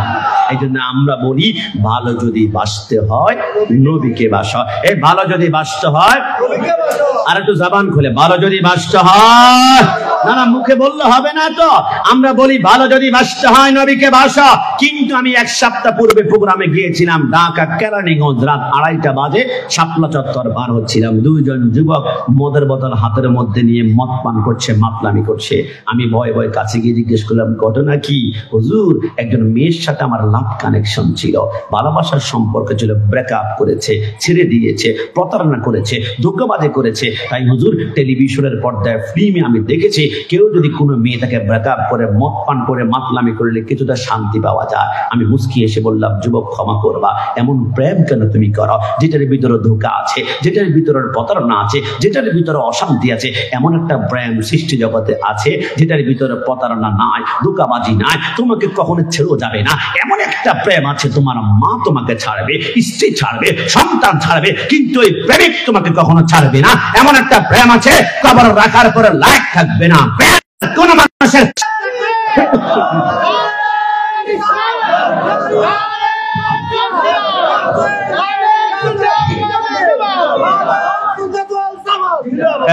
ভালো যদি বাঁচতে হয় নবীকে বাসো। ভালো যদি বাঁচতে, মনে রাখবা, ভালো যদি বাঁচতে হয় নবীকে বাসো। আমি যদি প্রশ্ন করে, যুবক তুমি হাসবে না, তুমি একজন নারীর প্রেমে পড়েছ। কেন পড়েছ? তার ডাগর ডাগর চোখ আমাকে পাগল করেছে। তার চোখ গোড়া হরিণের মতো, হুজুর চমৎকার লাগে। আমি তার চোখের মায়া করে গিয়েছি। পরের দিন সকালবেলা গিয়ে নবী নবীর বিরুদ্ধে জিহ্বা নালে জুতার নিচে জিহ্বা রেখে জিহ্বা ছিঁড়ে ফেলা হবে। জানা তোমরা ঠিক না? সব সহ্য করা যাবে, কিন্তু নবীর সাথে গাদ্দারি সহ্য করা যাবে না। জবান খুলে ওই নবীর পক্ষে কথা বললে হামলা হবে, মামলা হবে। মুফতি গিয়াসউদ্দিন তাহারি সাহেবের বিরুদ্ধে মামলা করেছে। অপরাধ কি? মিলাদুন নবীর পক্ষে তিনি কেন কথা বলেন? সোহরাওয়ার্দী উদ্যানে গিয়ে যেন সকলীদের সারায় তিনি বলেছেন। মাদার পক্ষে কেন তিনি কথা বলেন? রাসূলের শানের কথা বলেন। আমরা জানি সুন্নিদের বিরুদ্ধে হামলা হবে, মামলা হবে। দুনিয়ার কারো বিরুদ্ধে হামলা মামলা হলে পুলিশ, বিডিআর, আর্মি তাদেরকে সেভ করবে। সুন্নিদের বিরুদ্ধে মামলা হবে, আমাদের উকিল হবে সোনার মদিনা। কথা বলো ঠিক কিনা? এই দেশেতে আছে কত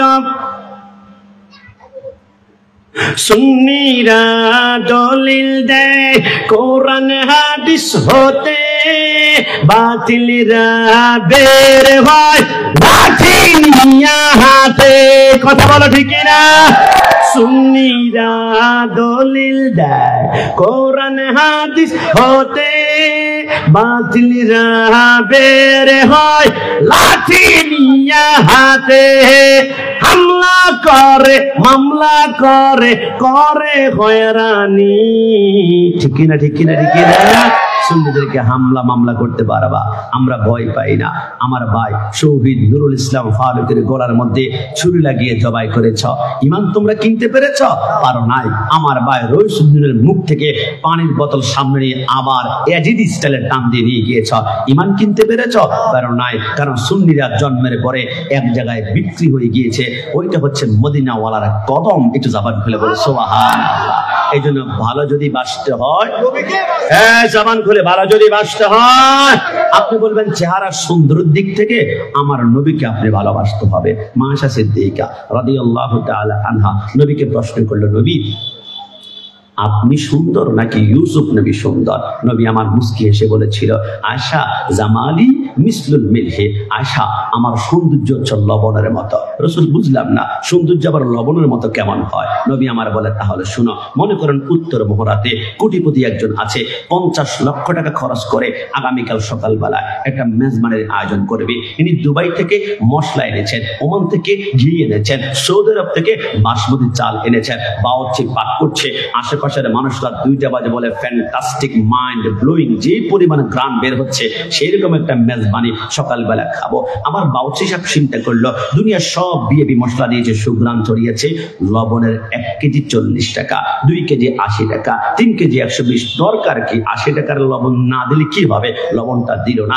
খাবার টেবিলে বসা পর্যন্ত মানুষ বলবো ওয়াও দারুণ হয়েছে, কিন্তু লোকমাটা মুখের ভিতরে দেওয়ার পরে বলবেন না কোনো স্বাদ পাচ্ছি না, কারণ খাবারের ভিতরে লবণ দেওয়া হয় নাই। আমার নবী বলে খাবারের লবণ না দিলে যেমন খাবারের স্বাদ পাওয়া যায় না, আমি রাসূলুল্লাহর নূর যদি ইউসুফের ভিতর না ঢুকতো, ইউসুফকে জীবনে কেউ সুন্দর বলতো না। আমি রাসূলুল্লাহর নূর যদি সূর্যের ভিতরে না ঢুকতো, সূর্যকে কেউ সিরাত বলতো না। আমি রাসূলুল্লাহর সূর্য যদি চন্দ্রের ভিতরে না ঢুকতো, চন্দ্রকে সুন্দর বলতো না। কক্সবাজার যাও না তোমরা, বড় বড় ঢেউ দেখার বড় বড় সুবহানাল্লাহ, সাজেক যা, বান্দরবান, সুন্দরবন যা, ওয়াও ফ্যান্টাস্টিক, মনে রাখবা দুনিয়ার যে কোনো সুন্দর দৃশ্য দেখে আল্লাহ সুবহানাল্লাহ আল্লাহু আকবার বলো, যেখানে সুন্দর দৃশ্য মনে করবা ওইখানে রাসূলুল্লাহর নূরের ঝলক আল্লাহ একটু লাগিয়ে দিয়েছে। তো জবান খুলে বলে সুবহান।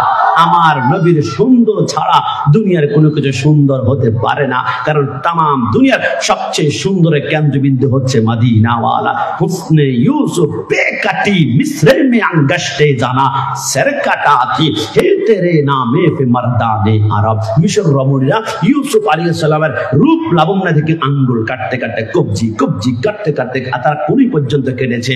মাশা সিদ্দিকা বলে ওই রমণীরা যদি ওই মুহূর্তে আমার নবীকে দেখতো, আঙ্গুল তো দূরের কথা, হাত তো দূরের কথা, কলিজা কেটে টুকরা টুকরা করতে 1 সেকেন্ড পরিমাণ তারা ব্যথা পেত না। বিশ্বাস হয় না আমার রাসূলের প্রেমে পড়েছিল হামজালা, বাসার ঘর থেকে বউকে ছেড়ে দিয়ে যুদ্ধের ময়দানে চলে গিয়েছে, বুঝিয়ে দিয়েছে নবীর কাছে ফিদাকা আবি ওয়া উম্মি ওয়া রূহি ওয়া জাসাদি। নবীর জন্য মা ছাড়া যায়, বাবা ছাড়া যায়, দুনিয়া ছাড়া যায়, কিন্তু মদিনাওয়ালার সোনার মদিনার কদম কখনো ছাড়া যাবে?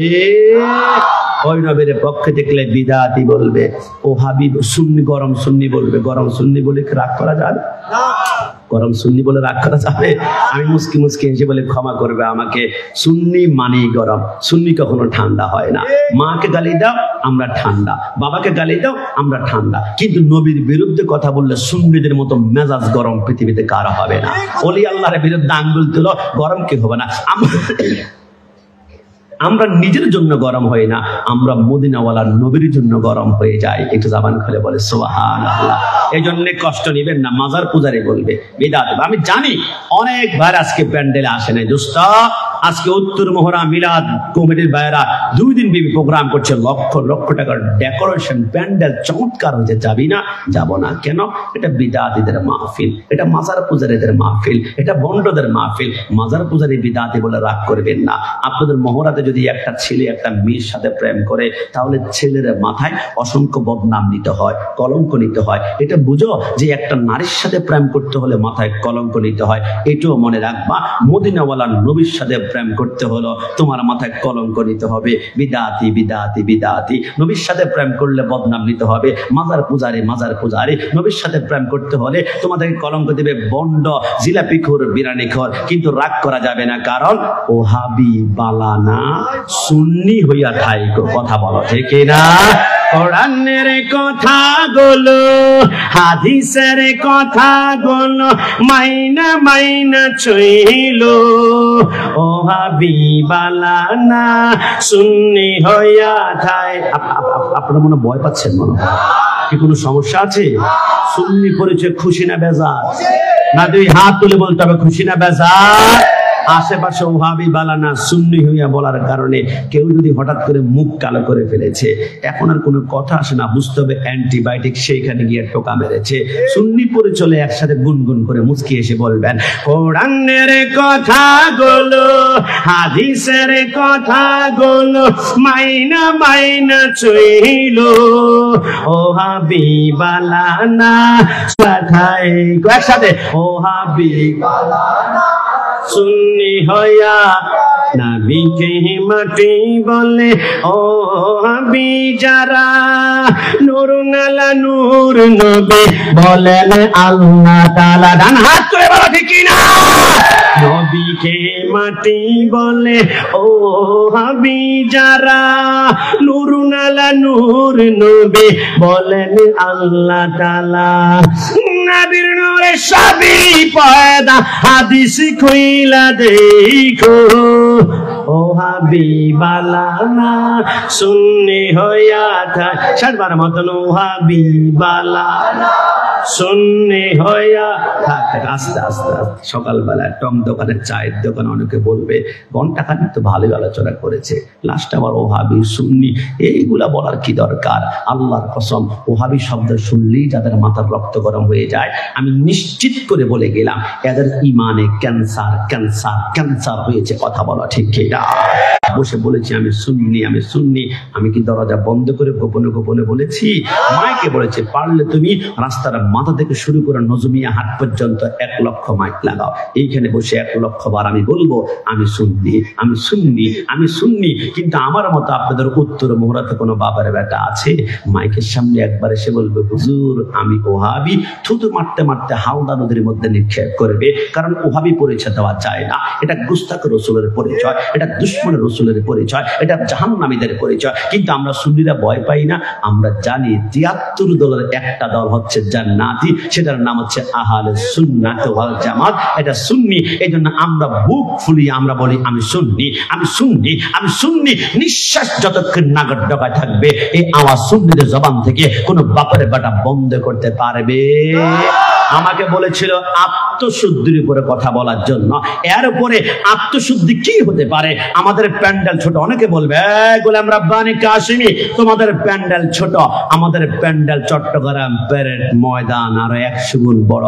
আমি বললাম তোমার প্যান্ডেল বড় হতে পারে, তবে আমি দায়িত্ব নিয়ে বলছি যেই প্যান্ডেলে লিল্লাহে তাকবীর লিল্লাহে তাকবীর লিল্লাহে তাকবীর 100 বার হয় আমার কোনো প্রশ্ন নাই, কিন্তু 100 বার লিল্লাহে তাকবীর বলার পরে যখন একবারও ইয়া রাসূলুল্লাহ বলা হয় না, ইয়া রাসূলুল্লাহ বলা হয় না, আমি দায়িত্ব নিয়ে বললাম যেই প্যান্ডেলে ইয়া রাসূলুল্লাহ স্লোগান নাই ওই প্যান্ডেলে আমার নবীও নাই। কথা বলো ঠিক কি না? যেই প্যান্ডেলে ইয়া রাসূল আসছে, যেই প্যান্ডেলে ইয়া রাসূলুল্লাহ স্লোগান নাই ওই প্যান্ডেলে আমার নবী নাই। যেই প্যান্ডেলে আমার নবী নাই ওই প্যান্ডেলের রাহমাতুল লিল আলামিনের রহমত নাই। যেই প্যান্ডেলে রহমত থাকবে না ওই প্যান্ডেলের যুবকের হৃদয়গুলা পাথরের মতো শক্ত হয়ে যাবে। এরা নামাজ ঠিক পড়বে, নামাজ শেষ করে বাইতুল মুকাররমের ভিতরে 2 গ্রুপের জুতা নিক্ষেপ করে মারামারি করবে। যাদের অন্তর নবীর প্রেম নাই, আমার নবীর ইয়া রাসূলুল্লাহ স্লোগান নাই, এদের হৃদয়গুলা পাথরের মতো নেকড়ে বাঘের মতো হিংস্র হয়ে থাকবে। এরা নামাজটা শেষ করে টঙ্গীর ইজতেমায় 3 জনকে খুন করবে। যাদের অন্তরে নবী নাই এরা নামাজ শেষ করবে, নামাজ শেষ করে নুরাল পাগলার মতো একজন আল্লাহর ওলি মাজারে গিয়ে হামলা করে মাজার ভেঙে ফেলবে। যাদের অন্তরে রাহমাতুল লিল আলামিনের রহমত নাই এরা মানুষকে কবর থেকে উঠিয়ে পিটতে পিটতে আত্মান পেট্রোল বোমা লাগিয়ে দেবে। মনে রাখবা এরা হচ্ছে নাম তাওহীদি জনতা। মনে রেখো এই দেশ তাওহীদি জনতার নামে উগ্রপন্থী দেশ নয়, এই দেশ আউলিয়া কেরামের পক্ষে মাজারপন্থী বাংলাদেশ। তাওহীদি জনতা নাম দিয়েছে তৌহিদি জনতা, মানে আল্লাহকে যারা বিশ্বাস করে, আল্লাহর পক্ষের লোক। কিন্তু আল্লাহ বলে মিনহা খলাকনাকুম ওয়া ফিহা নুঈদুকুম ওয়া মিনহা নুখরিজুকুম তারাতান উখরা। যে মাটি দিয়ে বানানো হয়েছে তোকে সেই মাটিতে দাফন করা হবে, সেই মাটি থেকে আমি আল্লাহ বের করব। আল্লাহ বলে মাটি থেকে বের করব আমি। তৌহিদি জনতা বলে আল্লাহ তুমি দরকার নাই, বের করব আমরা। এরা আল্লাহ বিরোধী। আমার আল্লাহ বলে দুনিয়াতে কেউ যদি অপরাধ করে দুনিয়ার আদালতে বিচার হবে, কিন্তু মৃত্যুবরণ করার পরে তার বিচার হবে আমি আল্লাহর আদালতে। তৌহিদি জনতা বলে আল্লাহর আদালত মানি না, কবর থেকে উঠিয়ে আমরা বিচার করব। এরা নাম দিয়েছে তৌহিদি জনতা, কিন্তু এরা হচ্ছে যে মুসলমান নামদারি মুনাফিক। কথা বলা ঠিক না? যুবক আমাকে ক্ষমা করবে, আমি কথাগুলো বলতে হচ্ছে কারণ আমার সামনে ছোট্ট ছোট্ট বাচ্চারা আছে। আমি জানি, আমি চ্যালেঞ্জ দিয়ে বললাম উত্তর মহড়া মিলাদ উদযাপন কমিটির ভাইদেরকে আমি স্যালুট দিচ্ছি। কি কারণে জানেন? আজকে প্যান্ডেলের ভিতরে ছোট্ট ছোট্ট বাচ্চারা বসেছে, এরা ভবিষ্যতে কি হবে না হবে আমার জানা নাই, তবে আমি দায়িত্ব নিয়ে বলছি এরা জীবনে কোনোদিন জঙ্গি হবে না। কথা বলা ঠিক না? কারণ যাদের অন্তরে নবীর প্রেম ঢুকে, মিলাদুন নবী ঢুকে, ইয়া নবী সালাম আলাইকা ঢুকে, এরা জঙ্গি হতে পারে না। আপনারা শুনেছেন না বাংলা ভাই শেখ আব্দুর রহমানের কথা? 64 জেলায় একসাথে বোমা হামলা করেছে। এদের মুখে দাঁড়িয়ে ছিল, মাথায় টুপি ছিল, পরনে পাঞ্জাবি ছিল, কম্পিউটার সফটওয়্যারের কাজ সব জানতো, জ্ঞানের কোনো কমতি ছিল না, কিন্তু বোমা হামলা করে মানুষকে রক্তাক্ত করেছে। কেন? কারণ তাদের ভিতরে দুনিয়া সব জ্ঞান ছিল, একটা ডিভাইস ছিল না, একটা সফটওয়্যার ছিল না। ওটার নাম হচ্ছে আদবে মুস্তাফা, ওটার নাম এশকে মুস্তাফা, এটার নাম হচ্ছে মিলাদুন নবী, এটা হচ্ছে ইয়া নবী সালাম আলাইকা। বাংলাদেশে যতটা জঙ্গি ধরা খেয়েছে সবাই ছিল মিলাদ কিয়াম বিরোধী, প্রত্যেকে ছিল মিলাদুন নবী বিরোধী। কারণ মিলাদ কিয়াম মিলাদুন নবী যারা করবে তারা কখনো জঙ্গি হতে পারে না, আরে সোনার মদিনার সঙ্গী হয়ে যাবে। দাঁড়ার তোলে বলো ঠিক না? এই জন্য আমরা সোনার মদিনাওয়ালার প্রেমে ভালোবাসতে চাই। ভালো যদি বাসতে হয় নবীকে বাসো, ভালো যদি বাসতে হয়। আজকের মাহফিল থেকে সর্বশেষ কথা, আমার নবীকে কেউ যদি আঙ্গুল তুলে গালি দেয়, তাকে গালি দেওয়ার আগে চিন্তা করবেন গালি দিয়েছে সে তার পরিচয় প্রকাশ করেছে। তার মা একজন, বাবা কিন্তু একজন না, বাবা 3 জন 4 জন 5 জন, অসংখ্য পুরুষের মিলনতার জন্ম হয়েছে। সন্তান যদি অবৈধ না হয় নবীর বিরুদ্ধে আঙ্গুল তুলতে পারে না। কোরআন বলে অতুল্লিম বাদা যালিকা জানিম, যেই ব্যক্তি নবীর বিরুদ্ধে আঙ্গুল তুলেছে অবৈধ সন্তান। আর আমার নবীর বংশ অবৈধ, নাউজুবিল্লাহ, লাগাতেই পারবে না। নবীর বংশটা কেমন ছিল? হযরতে আদমকে বেটে শীশ, শীশকে বেটে ইয়ানাত, ইয়ানাতকে বেটে কেনান, কেনানকে বেটে মেলাল, মেলালকে বেটে ইয়ারাত, ইয়ারাতকে বেটে इद्रिस, इद्रिस के बेटा मुतवश्शिर, मुतवश्शिर के बेटे लमक, लमक के बेटे नूह, नूह के बेटा साम, साम के बेटा जुल्हा, जुल्हा के बेटे शाले, शाले के बेटे आबिर, आबिर के बेटे दाता, दाता के बेटे राबा, राबा के बेटे तारुक, तारुक के बेटे नाखुर, नाखुर के बेटे तारिक, तारिक के बेटे इब्राहिम खलीलुल्लाह, इब्राहिम खलीलुल्लाह के बेटे इस्माइल ज़बीहुल्लाह, इस्माइल के बेटे कदर, कदर के बेटे अबहम, अबहम के बेटे हमल, हमल के बेटे साबत, साबत के बेटे लाइसा, लाइसा के बेटे इलियासा, इलियास के बेटे उद, उद के बेटे अव्वा, अव्वा के बेटे अदनन, अद के बेटे माइन, माइन के बेटे नदर, नदर के बेटे मुदर, मुदर के बेटे इलियास, इलियास के बेटे मुद्रिका, मुद्रिका के बेटे कदीमा, कदीमा के बेटे कदन, कदन के बेटे नदर, नदर के बेटे माली, माली के बेटे फाप, फाप के बेटे गालिब, गालिब के बेटे लुई, लुई के बेटे काब, काब के बेटे मुर्रा, मुर्रा के बेटे किलाब, किलाब के बेटे हुसी, हुसी के बेटे अब्दुल मन्नाब, अब्दुल मन्नाब के बेटे हाशिम, हाशिम के बेटे अब्दुल मुत्तलिब, अब्दुल मुत्तलिब के बेटे अब्दुल्लाह, अब्दुल्लाह के बेटे मुहम्मद रसूलुल्लाह सल्लल्लाहु अलैहि वसल्लम। दुई हाथ तुले একবার বলি ইয়া রাসূলুল্লাহ। এই ইয়া রাসূলুল্লাহ স্লোগানে আমরা খুশি না বেজার? না একটু জবান খুলে বলতে হবে খুশি না বেজার? गुलामान मुस्तफा जान देने से नहीं डरते, ये सर कट जाए ये रह जाए कुछ परवाह नहीं करते। নবীর জন্য জান কুরবান দিয়ে আমাদের দিলকে মদিনাওয়ালার দিকে ঝুঁকিয়ে দিবেন। हर कैश के मुस्तफा सामाने उस्त बाहर व बरदर गोशाए दामाने उस्त। এই জন্য ডক্টর ইকবাল জাতীয় কবি বলেছিল কি मोहम्मद से वफा तूने तू हम तेरी है ये सीधे है क्या लाहे कालम तेरी है। নবীর জন্য ফিদা হয়ে যাও। আল্লাহর কসম তুমি দুনিয়ার জান্নাত খুঁজতে হবে না, জান্নাত তোমার কদমে এসে চুমা খাবে। একটু জবান খুলে বলি সুবহানাল্লাহ। ওই নবী আমাদেরকে শিক্ষা দিয়েছেন তোমাদের হৃদয়গুলাকে হিংসা মুক্ত করো, তোমাদের হৃদয়গুলাকে অহংকার মুক্ত করো, গীবত মুক্ত করো, চুগলখড়ি মুক্ত করো। আমার ছোট্ট ভাইরা সর্বশেষ কথা, আত্মশুদ্ধি করার জন্য সবচেয়ে উত্তম আমরা দেখেছি গত এক সপ্তাহ পূর্বে রাজশাহী বরিশালে একজন অধ্যক্ষ মাদ্রাসার প্রিন্সিপাল তার ছেলে বাবাকে প্রকাশ্যে জবাই করে দিয়েছে। আমি চিন্তা করলাম কেন, উপরে লেখা আছে মোবাইল আসক্তিতে ছেলে বাবাকে জবাই করে দিয়েছে, মানে ছেলে প্রচন্ড পরিমাণে মোবাইল ব্যবহার করতো, বাবা তাকে শাসন করেছে। আজকে থেকে লিখে রাখবেন, সন্তানকে মোবাইল না দিলে 1 ঘন্টা কাঁদবে, 2 ঘন্টা কাঁদবে, 3 ঘন্টা দিবে। এডুকেশন শিক্ষা যদি না দেন সারা জীবন কাঁদবে। কোরআন সুন্নাহ আর মিলাদুন নবীর শিক্ষা যদি না দেন দুনিয়া তো কাঁদবে, কবরে কাঁদবে, হাসরে কাঁদবে, এবং তারা বাবা মাকেও কাঁদিয়ে ছাড়বে। কথা বলো ঠিক কিনা? আমার যুবক ভাইরা, মিলাদুন নবীর শিক্ষা দিলে কি হবে জানেন? আধুনিক যুবক, আমি বলি তুমি কি আধুনিক? বলে আমি ডিজিটাল ছেলে। আমি বললাম কেমন ভাবে? বলে দেখেন না আমার বুকের মধ্যে কুকুর দেখা যায়, আমি কুকুর লালন পালন করি। আধুনিক যুবকরা কুকুরকে বুকে নেয়, কুকুরের কপালে চুমা খায়, কিন্তু জীবনে তারা বাবাকে একবার বুকে জড়ায় ধরতে পেরেছে? তার বাবার কপালে একটাবার চুমু খেতে পেরেছে? পারবে কেমন ভাবে? আব্বা আম্মা সন্তানকে ডে কেয়ার প্রতিষ্ঠানে দিয়েছে, 14 ঘন্টা আব্বা আম্মাকে আমার স্কুলে পড়বে ডে কেয়ার। যেই সন্তান, মনে রাখবেন, আব্বা আম্মার বুকে যত বেশি স্পর্শ করবে ওই সন্তান আব্বা আম্মার দিকে মহাব্বত তত বেশি বাড়বে। আমরা সন্তানদেরকে কোলে নেই না। আজকে নতুন বাইসাইকেল বের হয়েছে, সন্তানকে আমরা মার্কেটে গেলে সাইকেলের মধ্যে ঢুকাই রাখে, বিভিন্ন রকমের বাস্কেটের ভিতরে ঢুকাই রেখে, না, সন্তানকে বুকে নিবেন, বুকে যত বেশি লাগাবেন সন্তান তত বেশি আপনার প্রতি মহাব্বত বাড়বে। জোরে বলে সুবহানাল্লাহ। এই জন্য সন্তানগুলোকে যদি এখন থেকেই রসুলের মিলাদুন নবী শিক্ষা দিতে পারেন, সন্তান হয়তো বা কোটিপতি হতে না পারে, কিন্তু আপনার সাথে কোনো গাদ্দারি করবে না। যার অন্তরে রসুলের প্রেমের নূর একবার ঢুকে যাবে, সেই কখনো আব্বা আম্মার সাথে চোখ রাঙিয়ে কথা বলবে না। আমি সর্বশেষ ছোট্ট একটা কথা বলি, কষ্ট নিবেন না। অনেকে প্রশ্ন করেন, হুজুর আমাদের সন্তানকে আমরা কত বছর বয়সে স্কুলে, মাদ্রাসায়, কিন্ডার গার্ডেনে দিব? আমি বললাম আমি জানি না, তবে একটা সূত্র তোমাদেরকে আমি দিতে পারি। সূত্রটা কি? রাসূল বলেছেন সন্তানের বয়স যখন 7 বছর হবে তখন তোমরা নামাজের জন্য পরামর্শ দাও, এদেরকে মাঝে মাঝে একটু একটু বলো নামাজ পড়ো, নামাজের জন্য নির্দেশ করো। পিটা যাবে না। পিটবে কখন? 10 বছর বয়সের সন্তান যদি নামাজ পড়তে না চায় আস্তে আস্তে করে প্রহার করবে, আঘাত করবে। 7 বছর বয়সের আগে নামাজ পড়ার জন্য নির্দেশ পর্যন্ত করে নাই, প্রেশার দিতে বলে নাই। কিন্তু সন্তান 4 বছর 5 বছর হলে আমরা কিন্ডার গার্ডেনে নিয়ে যাই। 5.5 বছরে কিন্ডার গার্ডেনে নিয়ে গেছি, ভালো কথা।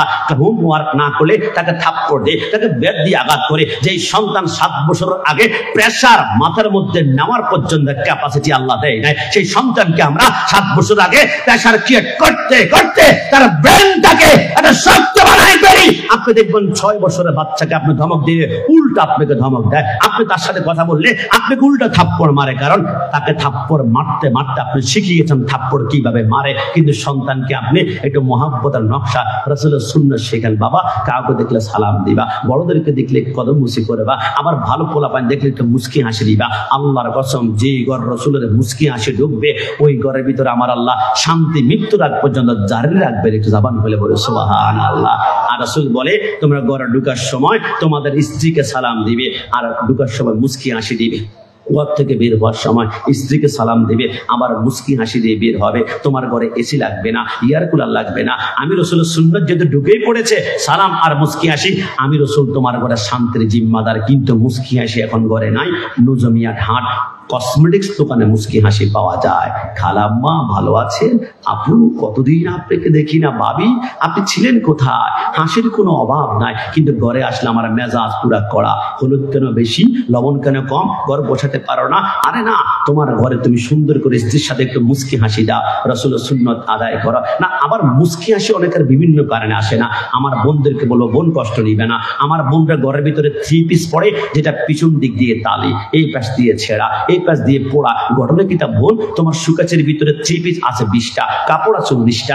এইগুলো না পরে ছিঁড়া পাটা কাপড় তোমার স্বামীর সামনে, হুজুর এইগুলো তো গায়ে হলুদের জন্য রাখছি আমি, বিয়ের জন্য। বিয়ের জন্য কেন? ওইখানে অনেক মানুষ মানে তুমি কি মানুষকে দেখানোর জন্য? বলে হ্যাঁ, আল্লাহর নবী বলে মেকআপ শাদীর জন্য নয়, মেকআপ করবা স্বামীর জন্য। নবী আমার বলে আল্লাহর ইজ্জতের কসম করে বলি, তুমি স্বামীর জন্য সাজাও। যেই নারী অন্য পুরুষকে দেখানোর জন্য 3 পিস গায়ে দেয়, চাই পড়ে অন্য পুরুষকে আকৃষ্ট করার জন্য, নবী আমার বলে কিয়ামতের ময়দানে ওই নারীকে জিনাকার জেনাকারী নারীর কাতারে দাঁড় করানো হবে। একজন নারীকে ধমক দিলে সেকেন্ডের ভিতরে চোখের পানি বের হয়। জাহান্নামের হাতুড়ির বাড়ি দেখলে তার কি অবস্থা হবে। রাস্তার পাশে ডাস্টবিনের দুর্গন্ধ সহ্য করতে পারে না, আমরা তো পারি। আমার মা বোনরা দুর্গন্ধ দেখলে ওড়না দিয়ে নাকের ডগা চাপ দিয়ে ধরে। দুনিয়ার আবর্জনার দুর্গন্ধ সহ্য করতে পারো না, আর জাহান্নামের দুর্গন্ধ এক ফোঁটা দুনিয়াতে ছাড়লে সেকেন্ডের ভিতরে মানুষগুলা মৃত্যুবরণ করবে। আমার বোন, তোমার ঘরটাকে এমন করে সাজাও, স্বামী ঘরে ঢুকলে তোমার পোশাক, তোমার চেহারা, তোমার ড্রেস আপ দেখলে চোখটা যাতে করে ঠান্ডা হয়ে যায়। নবী আমার বলো, খোদার কসম, যে স্বামী ঘরে ঢোকার সময় স্ত্রীর দিকে তাকিয়ে তার চোখটা ঠান্ডা ঠান্ডা অনুভব করবে, লিতাসকুনু ইলাইহা, ওই স্ত্রীর জন্য আল্লাহ জান্নাতে একটা প্রশান্তির ঘর বানিয়ে দিবে। একটু জবান খুলে বলে সুবহানাল্লাহ। আমাদেরও গ্যাপ আছে, আমরা চাই আমাদের স্ত্রী নায়িকা খুব সুরুষি হিসাবে আমার সামনে থাকবে, কিন্তু আমি কি করি, ঘরের ভিতরে ঢুকলে গেঞ্জি ফেলে দিলাম, লুঙ্গি একটা পরে মোবাইল একটা নিয়ে ঘন্টার পর ঘন্টা পড়ে থাকি।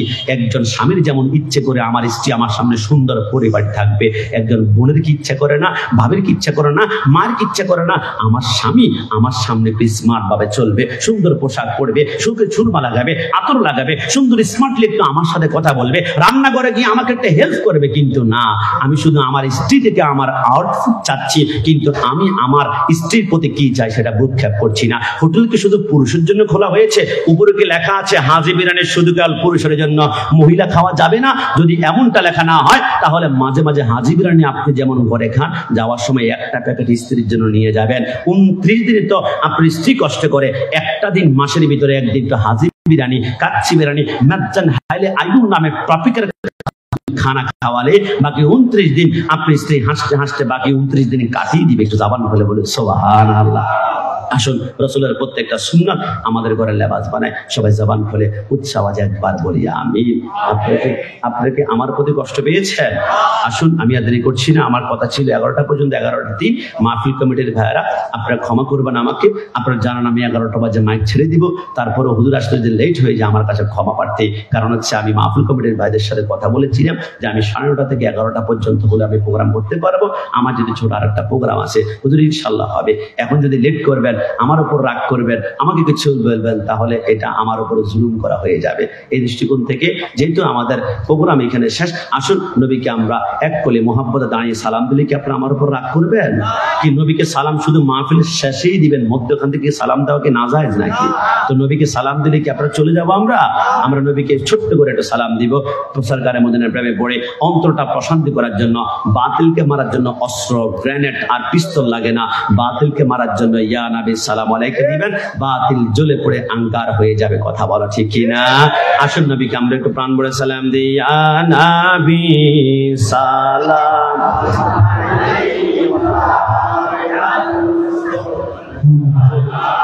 আলাইকা ইয়া হাবিব সালাম আলাইকা সালাম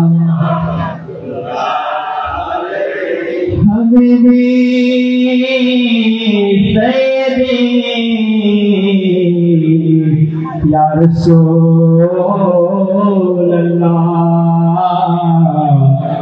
ইয়া হাবিবাল্লাহ रोज़ा से पर्दा उठा दो, शक्ल नूरानी दिखा दो, साथ साथ आवाज सुना दो, दिल के आरज़ू मिटा दो। या नबी सलाम अलैका या रसूल सलाम अलैका या हबीब सलाम अलैका सलावतुल्लाह अलैका रहमतों के ताज वाले तो लाज वाले अर्श की मेराज वाले अर्श की मेराज वाले आसियों के लाज वाले या नबी सलाम अलैका या रसूल सलाम अलैका या हबीब सलाम अलैका सलवातुल्लाह अलैका بلغ العلا بكماله كشف الدجى بجماله حسنت جميع خصاله صلوا عليه وآله সবাই জবান খুলে উৎসাহ আজ একবার বলি আলহামদুলিল্লাহ। এই মুহূর্ত পর্যন্ত সকলে খুশি নাকি বেজার? এই মাহফিলটা আগামী বছর আরো আজিমুসান ভাবে হোক, আমরা সকলে চাই কি চাই না? নয় আওয়াজে মেনে নেওয়া যায় না, সবাই দুই হাত তুলে বলে চাই কি চাই না? কাতা বান গয়া, এক ফোঁটা থেকে সমুদ্র তৈরি হয়ে যায়। আপনাদের একান্ত মোহাব্বত ভালোবাসা এত সুন্দর আয়োজন হয়েছে। আমি তো মুস্কি মুস্কি হাসি, যুবক দেখি কক্সবাজার যাওয়ার জন্য টাকা জমায়, বান্দরবন যাওয়ার জন্য টাকা জমায়, সুন্দরবন যাওয়ার জন্য টাকা জমায়, কিন্তু আজকে যারা আয়োজন করেছে এলাকাবাসী, এলাকার প্রবাসী ভাইয়ারা, এরা কোন নেশার মধ্যে পড়ে গেল না? আমি সর্বোচ্চ আর পারা যাবে না। কমিটির ভাইরা আসলে আমি এভাবে বলতে চাই না, কারণ ওনারা অক্লান্ত পরিশ্রম করে মাহফিলটা করেছে। আমাদের উপরে চাপ দিয়ে প্রেশার দিয়ে তো মানে আপনারা আমাদের কষ্ট দিবেন না, 5 মিনিটে কিন্তু আমাদের উল্টে যাবে। আমি তো বারবার বলেছিলাম যে আপনি 12টা বাজে আমাকে 11টা বাজে আমাকে শেষ করার, ওনার ইচ্ছে করলে সবকিছু করতে পারে। মানে হুজুরকে আনবে না, আটকে রাখবে, এটাকে আটকে রাখার জিনিস? হ্যাঁ, এখন জিনিসটা হচ্ছে আমরা তো আরেক জায়গায় ওয়াদাবদ্ধ হয়েছি। এখন আমি যদি ওয়াজ করলাম আর ওয়াদে রক্ষা করতে পারলাম না, তো আমি কি ওয়াজ করবো এখানে? আমার আমলও যদি না থাকে, তা আগুনের কেচে দাঁড়াতে প্রথমে আমার জিব্বা কাটা হবে, ঠিক না? তো যে বাইরে এনেছে, আমি ইচ্ছে করলে ঘরের মধ্যে, ওনারা বলছে খাওয়ার জন্য, আমি বলছি না আমি খাবো না। আমি খেতে গেলে 11টার ভিতরে 20 মিনিট আপনি খাওয়ার মধ্যে চলে যাবে, এর থেকে আমি একটু আলোচনা করি। তারপরও আমি খাওয়া না, প্রচন্ড ক্ষুধা নিয়ে আমি উঠে গিয়েছি। খুতবা মানুষের 20 মিনিট, আমি কি 20 মিনিট খুতবা পড়েছি? আমি অন্য 2 মিনিট আমি খুতবা পড়ি নাই। মানে আমি চাচ্ছিলাম যে 1 ঘন্টা 20-30 মিনিটের ভিতরে আমার একটা টপিকের উপর আমি সম্পূর্ণ আলোচনা করি। সেই জন্য তো আপনারা যদি একটু লেট করেন, আমাদের তার একটা প্রোগ্রাম আমাদের উপর প্রেশার হয়ে যাবে, ওয়াদা রক্ষা। এই জন্য কমিটির বাইরে সর্বোচ্চ আপনাদের সম্মানার্থে আমি 2 থেকে 3 মিনিট বসবো। এরপরে যদি না আসেন, এখন 10 বেজে গিয়েছে প্রায়, এখন 10 মিনিট বাড়তে হয়ে গিয়েছে, এরপরে বলবেন হুজুর কি হয়েছে আমাদের এত কিছু বললাম না। আসুন রব্বুল আলামিন আমাদের এই মাহফিলটা, আমি সর্বোচ্চ 2-3 মিনিট আর বসবো, যদি এর ভিতরে না আসে, আমি আমার সর্বোচ্চটা আমি ছেড়ে দিয়েছি, তাহলে আমার উপর কষ্ট নেবেন না। রব্বুল আলামিন আমাদের এই মাহফিলটাকে কিয়ামত পর্যন্ত আজিমুন শান রূপে কবুল আর মঞ্জুর করুক। সবাই জবান খুলে বলি আমিন। এবং আমি চিন্তা করলাম যে যুবক বড় অক্লান্ত পরিশ্রম করেছে, এরা বলেছে কাকা 2,000 টাকা, চাচা 3,000 টাকা, প্রবাসীর ভাইদেরকে দেন না, ওদেরকে কোন নেশায় পড়লো? এরা আল্লাহ এবং রসুলের প্রেমের নেশার মধ্যে পড়ে গিয়েছে। আল্লাহ যুবক ভাইগুলোকে মৃত্যুর আগ পর্যন্ত রসুল্লাহর প্রেমের নেশাদের জীবনটা কোরবান করার তৌফিক দান করে। সবাই বলি আমিন। ছোট বাবু, ছোটরা দেখলে ভালো লাগে, বিরক্ত লাগে না, কারণ এই ছোট্ট বাচ্চারা যারা আজকে প্যান্ডেলে এসেছে, 10 বছর বয়স, 20 বছর পরে এদের বয়স হয়ে যাবে 30 বছর, তখন প্যান্ডেলের দায়িত্ব কিন্তু ওরাই নিয়ে যাবে। এদেরকে যদি এখন প্যান্ডেল থেকে বের করে দেয়, 30 বছর পরে মিলাদুন নবী করার জন্য পোলা পায়, যুবক আর ইয়ং পাওয়া যাবে না। এই জন্য ছোট্ট ছোট্ট বাচ্চারা যারা উপস্থিত হয়েছে, সবাইকে জবান খুলে মোহাম্মত ভালোবাসার জায়গা থেকে সবাই একবার খুলে বলি মারহাবা। আর একটু জবান খুলে বলি মারহাবা। আমার পূর্বে যিনি আলোচনা ধরেছিলেন, এই যে হুজুর আসছে, হুজুর কই আপনি? আমার পূর্বে যিনি আলোচনা ধরছিলেন, ঠিক কষ্ট নিবেন না কেমন? আমি 10টা বলেছি তো, 11টা বলেছি তো, এখন 11টা কত বলতে ভাই দেখো, আমার থেকে আরো চমৎকার তুমি আলোচনা করো। আমি কিন্তু মাইকে শুনছি, খুব মাশাআল্লাহ, খুব চমৎকার। প্রশংসা করা ঠিক না সামনাসামনি, তারপরে বলছি হয়তো বা আস্তে আস্তে পরিচিত হয়ে যাবে, চিনে ফেলবে। আমরাও কি একদিনে এইটুকু আসছি? আপনাদের দোয়ায় ভালোবাসা মহব্বত আসছে। আমি এই আপনার নাম জানি কি? জনাব মাওলানা মোবারক হোসেন সাহেব। আমি দেখছিলাম প্রথম দিকে উনি যেরকম প্রথম দিকে 15-20 জন নিয়ে আলোচনা করছিলেন, আমরা তো 2 জন নিয়ে আলোচনা করছি আমাদের লাইভের প্রথমে। তো আমি মোবারক হোসেন সাহেবের আলোচনা শুনেছি, একদম মানে আপনাদের খুশি করার জন্য না, মন থেকে, মাইকের গোড়া থেকে আমি চমৎকার আলোচনা শুনছিলাম। রব্বুল আলামিন তিনার লুৎফ, তিনার কণ্ঠে, তিনার জবানে আল্লাহ কোরআন হাদিসের সুন্নিয়তের খেদমত কবুল করুক। সবাই বলি আমিন। আপনারা কি আমি উঠলে কি আপনারা উঠে যাবেন? আপনারা মাহফিলে আমি চলে গেলে একজন মানুষ যাবে, কিন্তু রাসূলের সুন্নিয়তের বাগানে আপনারা নষ্ট করবেন না। আমরা সবাই বসবো, যদি যদি রসুলের প্রতি এক দানা পরিমাণ মহাব্বত থাকে তাহলে আমরা কেউ উঠবো না, সবাই আমরা বসবো, সবাই বলি ইনশাআল্লাহ। না একটু ভলিউম দিয়ে বলি ইনশাআল্লাহ। সবাই ডান হাত তুলে বলি ইনশাআল্লাহ। যারা ডান হাত উঠিয়েছেন আল্লাহ ক্যামেরা দিয়ে ফোকাস করে নিয়েছে, সবাই বসবো ইনশাআল্লাহ। অন্য কোনো সময় আসলে আমি কখনো ঘড়ির টাইমের দিকে তাকানো, ঘড়ি টানেনি আজকে ইনশাআল্লাহ। অন্য কোনো সময় আসলে 2-2.5 ঘন্টা 3 ঘন্টা ওয়াজ করবো, আমি ওয়াদা করলাম। রব্বুল আলামিন আমাদের ভাইদের অক্লান্ত পরিশ্রমকে স্যালুট জানাই। ভাইরা কষ্ট নেবেন না, আমাকে ক্ষমা করবেন। সত্যিকার অর্থে আমার মন চাচ্ছে আরো 1 ঘন্টা আলোচনা করি, একটা মাহফিল ভেঙ্গে যাবে এটা আমরা কখনো চাই না। আমাদের দিলে সুন্নিয়তের প্রতি এক জাররা পরিমাণ হলো মহাব্বত রয়েছে, কিন্তু আরেক জায়গায় ওয়াদা। আমি বোয়ালখালী 11টা যাওয়ার কথা, এখন 11:15 বাজে, এখন কি হবে? তারপরও আমি অনেকক্ষণ ওয়েট করেছি, ক্ষমা করবেন। শব্দচয়নে কোনো ভুল হলে কমিটির ভাইরা যদি কোনো শব্দচয়নে কষ্ট পান আমাকে ক্ষমা করবেন। আমরা ক্ষুদ্র, আল্লাহ উঠাতে 1 মিনিট, আমার নামাতো আরেক মিনিট লাগে। রব্বুল আলামিন সবাইকে কবুল করুন, দিন মাযহাবের মিলাদের খেদমত করতে পারে। আসসালামু আলাইকুম ওয়া রাহমাতুল্লাহি ওয়া বারাকাতুহু।